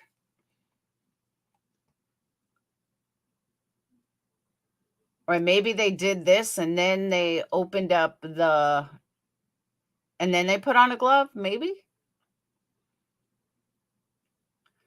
I don't know, IMO, but it did make sense. Someone said that and it does make sense. Oh, 23andMe was brought in per Nancy Grace in the beginning. I don't doubt that. I was saying last night, I think that's pretty fucking smart, really. Because if you can't get touch DNA or regular DNA, so go ahead and get, bring in DNA so we can find the parents or somebody. I mean, someone has someone that's been arrested.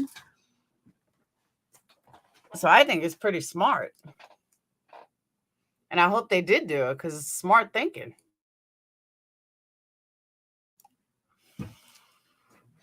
I don't know. This first thing I thought of, though, is that looks like a handprint that they're trying to get off the track. But the other thing I want to point out, you know how like we always talk about seeing things in windows, like during Kylie Rodney and stuff? Tell me this doesn't look like a demon with the two white eyes right there. And this doesn't look like a face with a mask. It's like you see things that just aren't there. But this totally looks like a face with eyes. With two eyes just darting at you.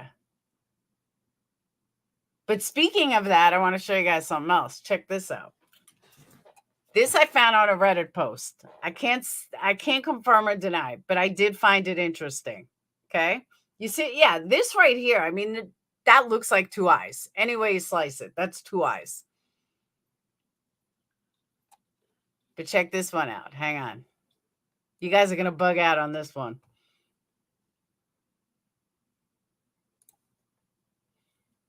Because I was like, what?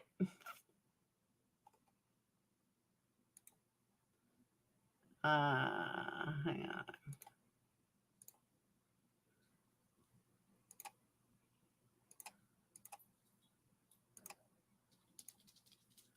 on. What'd I do with them?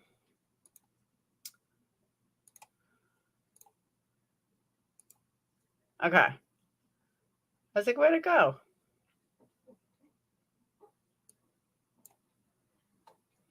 Oh, it doesn't show the whole thing. Hold on. Oh, wait. You know what? I put it on here. Oh, no, I didn't. Shit.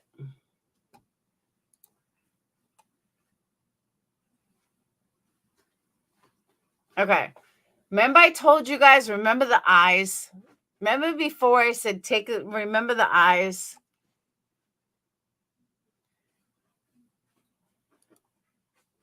So someone made a post on here about the anomaly or whatever. Do you see the anomaly? For some reason, you can't see it, but right here is like a ghost-like thing. But tell me this doesn't look like a person in a mask. In that exact same mask. The way it points down. And why you see one cop and not the rest of them when there's like 7 of them standing around, I don't know.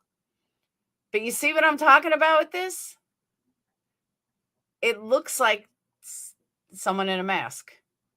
That same mask that they showed earlier. Isn't that creepy? Looks like someone like looking down. And the cop is the only one you see. It's so strange. Why is her reflect, which I believe she's her, or I'm sorry, this one? How come she's the only one you see? Where's the reflection for everyone else? Isn't that weird? It does look like Spider-Man. Thank you, Annie. But isn't that fucked up? It's like, oh my God, that looks like somebody in a mask.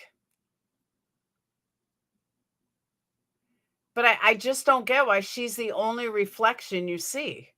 Why don't you see anybody else's reflection? It's because she's taller?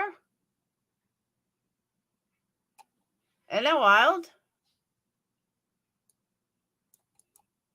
Oh. See that? It almost looks like a demon. Eyes, the point. Isn't that weird? Yeah, there is a little face on the bag. People were pointing that out, thinking that was something. I said, nah, I think it's just the bag. But that's the other thing people were pointing out was, what is this? And is that weird? The other woman is not tall enough. Okay. But isn't that face weird?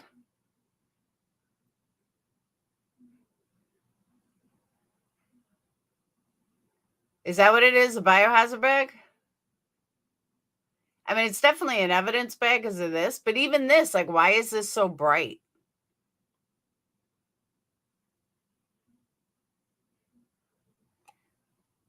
But what you can't see is there, like, this is the top of it. There's like a white something that's like right there.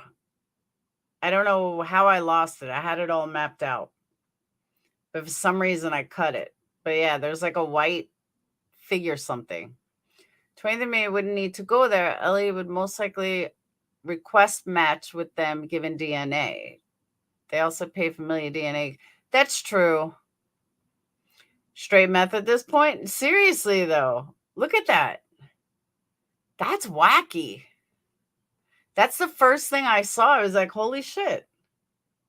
Because they were like, does anyone see the anomaly in here? So I thought they were talking about this. But it was the white stuff. Some people thought it was this they were talking about. But I think most people thought it was this white, like, ghost-like thing. No, I think it's an evidence bag because of that.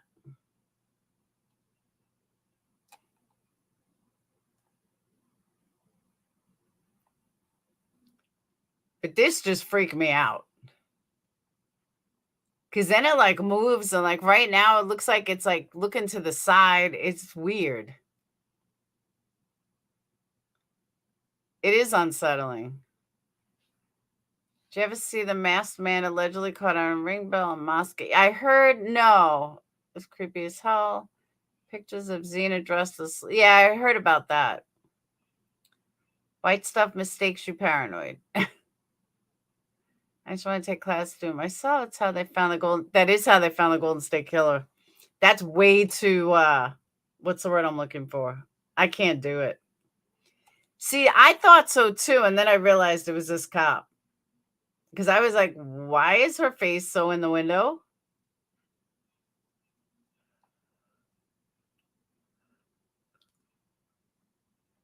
Puts on Norm Bates movies for Southern. I'm telling you. But this came from, I believe this came from an article. Let me double check. I think it's from an article that Fox News got.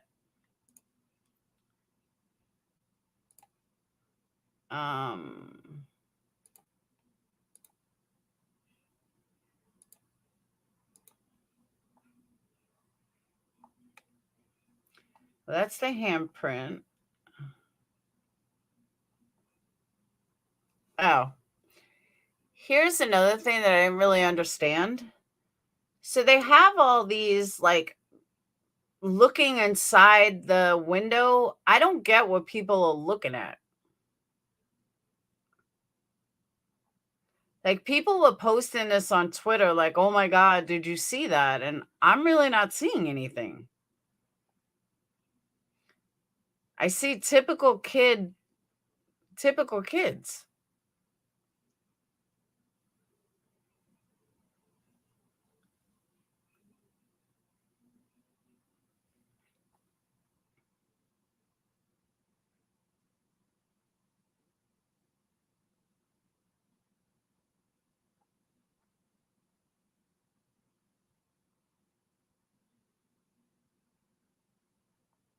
Is this old?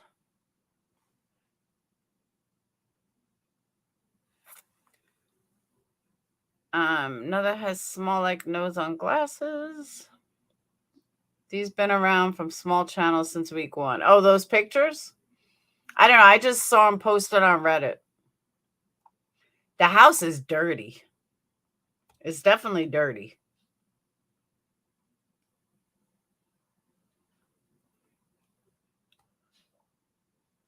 Last thing I want to check. Hold on. I just thought of something. Whoops. Hang on one second.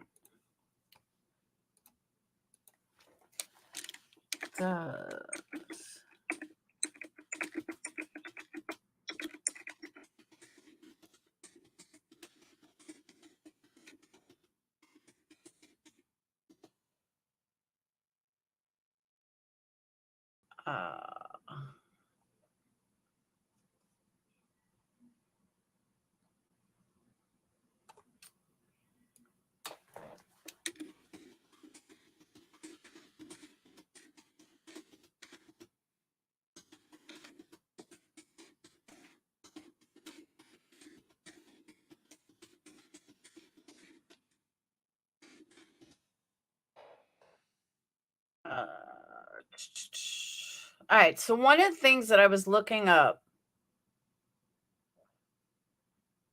that I haven't been able to find. Okay. Oh no.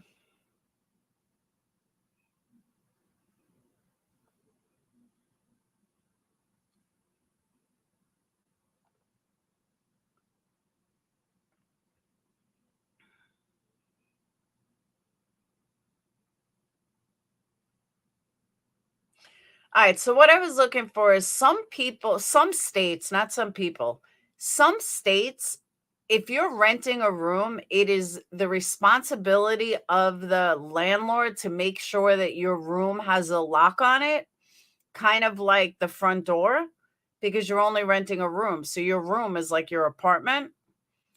So I was thinking that maybe they came and fixed the locks because the landlord maybe had to, or they have to keep a lock on the door, but I can't really find anything in Idaho stating that it's their responsibility when you're renting a room.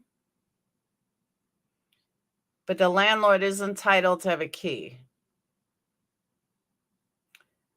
A tenant is entitled to able to lock up their personal area, but the landlord is entitled to a key. Maybe the landlord did it.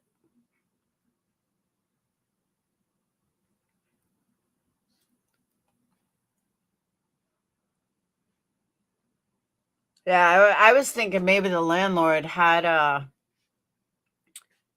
like it was the landlord's responsibility to have a lock on there, and maybe they broke it. So I mean, so the kid said, you know, I need help. Can you fix the lock? Can change the lock? Something like that. That's what I'm thinking. But yeah, according to everything I'm seeing, no, it doesn't hold up. Everyone, see, I don't know for sure, Coffee, but everyone's saying that they each rented rooms. I never really heard of that in a house on campus or off campus. I would think that they rent the apartment, but I don't know how their college works. You know what I mean? I can't say for sure. Do you ever date a guy named Steve Herbert? No. Has it been mentioned whose bedroom has the blood? No, I don't think so. That's a good question, though. Has that ever been mentioned? Which room the blood was dripping from? Was that Xana? And was that Xana's room? Was that Kaylee and Maddie? Someone did a video on the sea. One step ahead of me.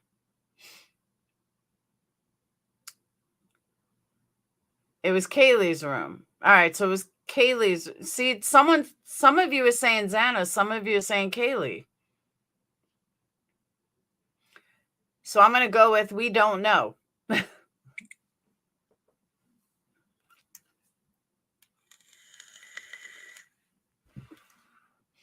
Do you think they'd be renting a house? I agree with that, Kayla. It was Xana's room.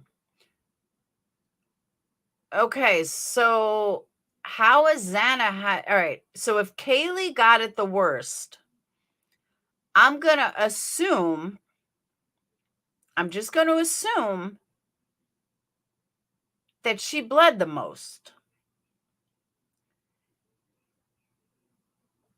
If Ethan wasn't even killed in that room, because you can't get a total oh, you can, Southern Gal, it's okay. I don't know. I'm kind of lost. An analysis of blood relative to bedroom location. I think it was said that it came from the second floor. Well, 2175 isn't bad for 5 bedrooms or 6 bedrooms. If there was that much blood soaking floor, how did person who called night? That's what I'm saying. I've been saying that from day one when it blew. Literally been saying that from day one. That's why I don't believe that 911 call. They all had fatal wounds and they all bled out. But now the story is that Ethan was in the hallway, or that Ethan they thought was unconscious. Well, if you got stabbed that many times that it's seeping out of the house through cement, that's a little more than what they're leading. That's true. Yeah, blood came through the floorboards leading outside. House was cheaply. The house looks gross. It does.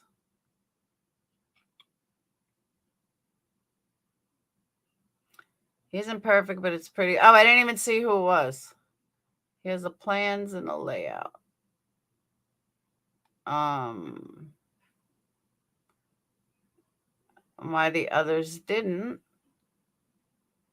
Johnny Law's name. He got the layout from the real estate broker. Real estate broker? All right, let me check. And after this, I'm going to shut down because I've been on a long time. All right.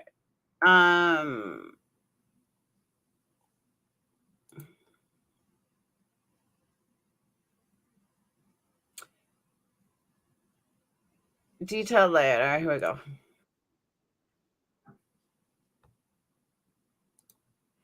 He's a crime scene investigator? I never even heard of him. Hold on.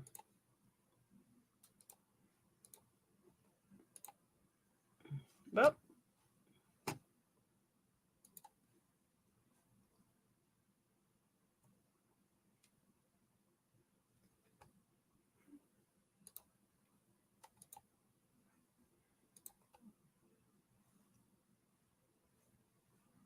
Channel. In this video, I'm going to break down the house, 1122 King Road in Moscow, Idaho, where there was a quadruple murder of the University of Idaho students. I've been getting a lot of questions on my previous videos, which I'll link up here, in regards to how can the 2 girls that were downstairs not hear what was going on in the above floors. So there's a lot of speculation about that. And I don't know if people really understand the flow of this house based on what the news has put out there. So I've decided to maybe help you understand it a little bit in my own words and how I can break this down. I got some photos to compare it to. So if you're interested in seeing the flow of this house and how it's laid out. No, that's been debunked, Winter Blue. I keep seeing that tonight. That was debunked a long time ago. That never happened. Surviving roommates never passed out outside, nothing. Total fabrication. Then keep watching the video. And if you haven't checked out my other 2 videos where I discuss it, I'll link them up above. All right, so let's get to it. This is going to be an interactive video. I have my iPad here with some pictures, so I'm going to be looking down a little bit and writing on an iPad. And to do that, I need to be able to see my iPad, so I have to put on sunglasses because I'm getting that age, okay? All right, so let's take a look at the house. First thing we want to look at is the overall drone shot that I think probably the news media shot. And as you're going to see, this is a 3-story dwelling. This section right here was the original section, and this section was added later on. Okay. So this is floor 1. This is floor 2. 1 and 2. We're going to consider this 3. There's actually a drop down in here. It's a little step, but I'm going to break it down a little bit more for you. So that's the overall shot of the house. So let's take a look at a sketch that was provided to me, apparently by the property management. It is obviously not to scale, but in comparing this to a lot of the Zillow photos, it is pretty accurate. Okay, so let me just say that if this was done by the real estate manager, whatever, then the mother does not own. So that answers that question. The mother does not own the property. I know someone asked that before. Accurate in my opinion. Okay, so I'm going to zoom in here so everybody can see this real closely. Now you can see we have the front door here that's from the street where all the cars were parked out here. You go into the first floor, second floor, and as I said earlier, there's a little step down in here. This was an addition that was put on. So this is still part of the second floor, but that's why it's in blue. And then the third level here. All right, I'm going to walk you through going through the front door. So let's enter the door. Immediately to your left, there is a set of stairs. These stairs take you up to level 2. There's a hallway with a bathroom straight ahead and a laundry room inside of there. Then we go to bedroom 1A. Now 1A, we think, is Bethany's room. 1A looks like this inside. Here is one angle to Bethany's room. Here's where you come in the front door, and this is what the room looks like.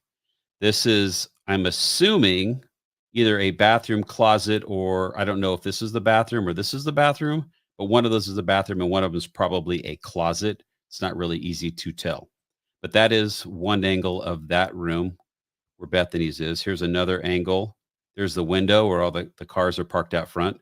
And if you look up in the left-hand corner here, this is the angle to the stairs. So the stairs, this is where the stairs would go up to that additional floor, if that makes sense. Bedroom 1B. Bedroom 1B, you break to the right and it ends up over there. Let's take a look at bedroom 1B. Now 1B is an interesting room. To me, it seems like it is the smallest room in the house. So if there's a 6-bedroom house and it's full and you are stuck with this bedroom 1B and one of the other rooms opened up, I would think that you may want to get out of this room and go up to a warmer floor that's a bigger bedroom. It's my assumption. Maybe that doesn't happen. Now, I don't know who's occupying this room. Now, it's either got to be Dylan or nobody. All right. So this is floor bedroom 1B. All right. Here's another angle. It might be the smallest room, but it's got the biggest closet. This is the street view, as you can see right here. Let's go up the stairs to floor number 2. All right. So here is floor 2. So coming up the stairs, we are now on level 2. You button hook to the right. That is the living room. There is a bathroom here and bedroom, which is labeled 2B, which is what we're assuming is Zaina and Ethan's bedroom. Not Ethan, but Zaina's, where Ethan was sleeping. That is by social media accounts and friends. Across here is another bedroom, 2A. Same floor. But this is where we don't know if this room is vacant, because there is obviously one room that's vacant. There are social media pictures of Dylan in this room, several in this room, that indicate that she may have switched rooms from downstairs from 1B, which I showed you earlier, up to 2A. Unconfirmed, but it would make sense if a lot of recent pictures are being shown with her in that bedroom. Why is that important? Now, if we look at... But how is that possible if both girls were sleeping downstairs? Dylan and I forgot the other one's name, were both sleeping downstairs.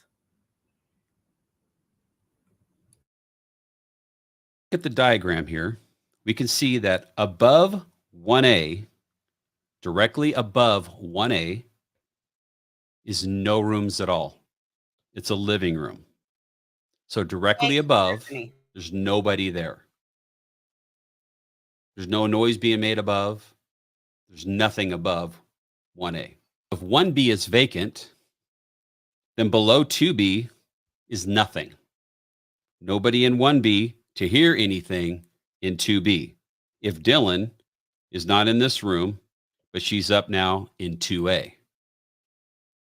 Now, if Dylan is in 1B, then she could potentially hear things in 2B above her. If Dylan is in 1B, she may be able to hear things in 2B. Maybe not. I don't know the structure of the house, the construction, how well it's insulated. Is she sleeping with the fan? I don't know any of that information. Only investigators know that. But in the position of the house, if there is someone there, there will be somebody directly above them. But if she is not, and she is up here in 2A, then she's not going to hear that. Let's stick to 2B. Let's stick to the second floor. So we have Zena and Ethan in that room. There's a little step down that I showed you earlier that's still part of the second floor. So it steps down into this area here. This is where the kitchen, sink, and all of those things are located.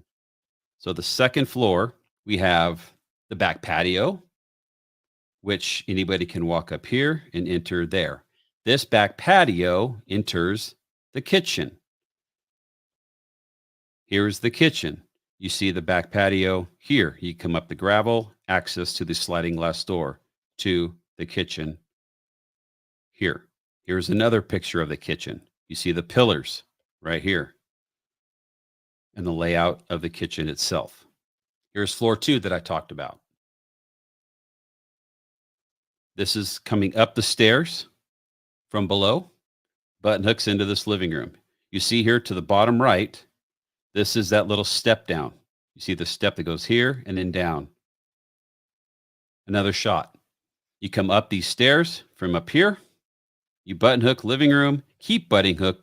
That is Zena's room where Ethan and her were most likely sleeping. Unconfirmed, but most likely. Then there's a bathroom on the other side of that wall. Here is the street view from where people were. Okay, let's stick to 2B just for a minute. Now, everybody has seen the photos of the red substance that's down the back of the wall. I wanted to point that out on where this is in relationship to the house and the bedrooms that are inside. So here on 2B, this area right here that you see is about the area where those stains are found along the wall. Whether it's blood or not blood, the red stains that are there, that's the proximity of this bedroom. Whether the bed was laid out in this fashion or the bed was laid out in that fashion were unknown. Okay, so I hope that makes sense about where that is in position. Now I'm going to show you another picture of the outside of the residence where this is located, where 2B and the outside of that is located. There's been some comments back and forth about how did it go 2 stories down and all of this. People have been calling it blood. As an investigator, we don't identify substances just by looking at them. We call them suspected. In this case, suspected blood. We could field test that, but until it is collected, sent to a lab, we're not going to call it blood. We're going to call it suspected blood or a red. See, I just want to say this is Southern Gal. This is the exact reason why I have no problem mentioning other creators, because most of us would have never even known who this guy was or found this guy. And I really like him. I like the way he explains it. I like the way he talks. Like, thank you. I'll drop his link as soon as this is over. But this is really good. Red substance, red liquid substance. So let me just say that this red liquid substance that gravity pulled down is located at this area. And I want to show you that it's not traveling a large amount of distance. Okay. All right. I'm going to take you back to the drone footage. And now that you know at least floors 1 and 2, I'm going to show you where these stains were and how far they traveled. So I'm going to zoom in here. And this is the area right here. I just want to say too, he's not arrogant. He's not an asshole. He's not like an ex-cop who's a total narcissist. Like, he's just really nice to listen to. Where those are. As you can see, if I pan out a little bit, there is dirt and ground and earth right up to that point. So this area right here is where I was talking about the bedroom with Zaina and where Ethan was probably staying. So that is the room in relationship to the house. And that stain that you're seeing is right there. I'm going to show you another picture. Okay, now this picture is just a close-up of the same one you just saw pulled out. You can see it's not very far from the ground. I mean, the ground level is right here, and this is the bottom. And there's also a pipe here that is located. Now, it is kind of particular that this pattern of red fluid is going down in this direction here. And this little section here, it looks like the fluid possibly came over the top because the next staining pattern is down below that appears to be the same texture and consistency of that this may have started here, gone over, and then gravity took it back to the house and it came down. So we don't know what that is, or I shouldn't say we, the investigators may by now know what that is based on their testing, their field testing or lab results. But we're just speculating at this point, if anything, because evidence is going to speak for itself. And you never want to jump to conclusions on anything. So that's why we're calling it what they're calling it. And what the investigators, I don't even know if they've called it anything. I haven't even seen anything. It's just been the media and social calling this blood. But it's suspected blood potentially, or it could just be a red surface and that there's something that's in that pipe that we don't know about. Okay. So I'm going to take you now from the second floor to the third floor. All right, let's take a look. So we are here on the second floor. We're going to go up these stairs here. These stairs take you up and they button hook around and come up to this hallway. You button hook to the left. This is on the diagram 3B, which is suspected. Okay, now here's a strange question. Notice the killer killed everybody on the right side. Both bedrooms were on the right side. He didn't touch anything on the left side. Why? Maybe, just maybe. Oh, no. Yeah, they were killed. Wait, I thought they were killed on... If the victims, they were found in Maddie's room, all right, then wipe out what I just said. Ignore what I just said. Kaylee's room.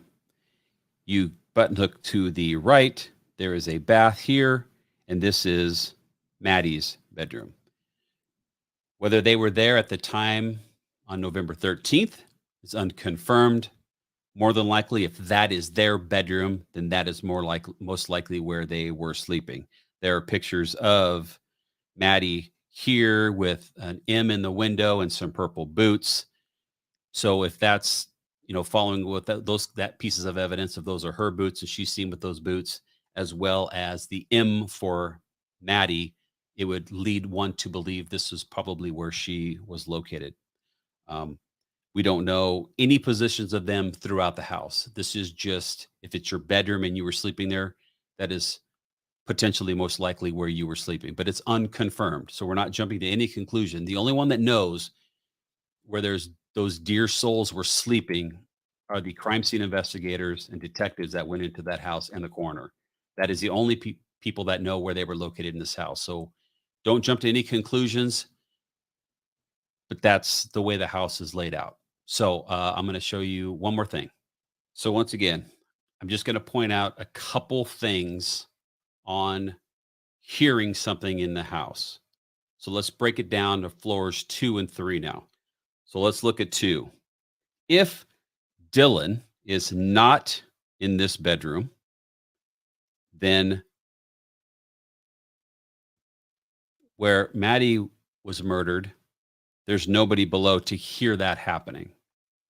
Below Kaylee's bedroom is a kitchen, so nobody's down there to hear anything on level 3. If Dylan is in 2A, then the potential for her to hear something in 3A is there because it's directly above her. Whether she could or not, that's what investigators have to follow up on and question her on. There may be other external factors that we don't know about, so we're not going to jump to conclusions. But I hope this video was helpful on just a little bit of a walkthrough of the house itself so you can get an idea. Outside photos don't always show the true workings of the layout. It shows the blueprint, but not so much the layout. So I hope this video was helpful for you to clear up a couple different things. And if you want to check out the videos that I did before, I'm going to leave them on the end screen or one of the cards up above here. And if you have any questions, comments, feel free to leave them on the YouTube channel. I'm going to try to get to all the comments that I can. But I appreciate you guys, and let's keep praying for the families, for some peace and for justice for them, and for the investigators that are just killing themselves trying to figure out who did this heinous crime. Doing this for 25 years, there's nothing more that motivates you than nabbing somebody and nabbing them quick. It's a very arduous process. There's a lot of stuff to go through. So everybody, please be patient. Keep giving them tips, and hopefully together we can catch this killer. All right. Thanks for watching. I like this dude. All right, let me drop his link. Here's the link to the video. And here's his link to his channel. Now, mind you, that video was made 11 days ago. So that video was made before we had a lot of information. Okay, let me just tell you, talk about jealous. I'm a little jealous. Let me show you why. I'm not a little jealous. I'm very jealous. Dude made 4 videos and has this more subs than I do. His first video has 163,000 views. Second one, 120,000. Third one, the one we just watched, 613,000. And his other video is 150,000. That's one hell of a way to come onto YouTube. Good for him. He's got crazy views. I'm jelly. Yeah, he is new.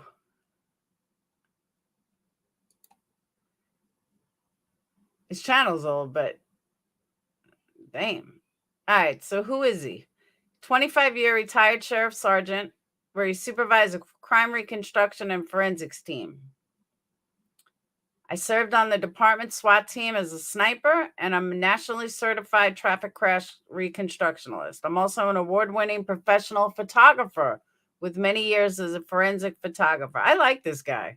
I'm going to ask him to come on panel. He's also served in the U.S. Marine Corps doing 2 tours during Desert Storm. My community is called Law Dogs. For my studio setup, you can find it here. Yeah, he's probably got a damn good camera. I know, totally underappreciated, Joseph. But man, 4 videos, and you got more views. You got more subs than I do. Dang. They need to add him to get. No, I like the way he spoke. And I'll be honest with you guys, I don't like a lot of ex-cops. I think a lot of these ex-cops are assholes and narcissistic, and I just don't care about them. Like, I don't watch them. I don't like them. But this guy, he really seems like down to earth. He's not a narcissist. He's cool. He's, explains things in layman's terms. Like, I really like him. I'm going to have to check him out more. If that was your bio, I think you'd get that many views. Yeah, right? And you know what's funny? I believe him. I definitely believe him. Unlike, I'm a doctor. I'm a lawyer. It's crazy. Crazy, crazy. All right, but I've been on almost 3 hours. I'm getting off. I wasn't even supposed to be on this long. Exactly, Kayla. That's what I'm saying. He's not like that at all. I want his camera. His camera's nice. Yeah, I'm telling you, I don't like a lot of these cops. What are you, whatever, in Capone? I really don't watch any of them. But I do. I like the way he speaks. I could learn a few things. So, all right, though, I'm going to get off. I got to get back to wax melts. I will see you guys tomorrow. Have a wonderful night. And if I find more stuff, we will definitely discuss it tomorrow. But just keep in mind that if someone can show me where the proof of him going to Africa or the proof of the other things, please point it my way. I absolutely want to see proof. Because as of right now, I'm calling bullshit on the whole Africa thing, and I'm calling bullshit on the other things. But most importantly, in the Africa thing, there's no way that anyone would know if that was true. So if there's definitive proof, please let me know. And I'm telling you, I'm asking. I'm not saying I'm right. I'm saying just please show me proof. So on that note, I'm going to make some coffee and make some wax melts and candles, and I will see you guys tomorrow. Have a wonderful night, and thank you guys for super chats, PayPals, Cash Apps, Venmos, and candle orders, although I didn't even check if I got any, so I'd be lying. All right, I'll see you guys later. Peace. Same time tomorrow. Like I said, because of the kids, I can't guarantee exactly when I am going to go live, but I promise you it's always going to be between 7:30 and 8:30. So check 7:30, 8, and 8:30. All right? I'll see you guys later. Peace.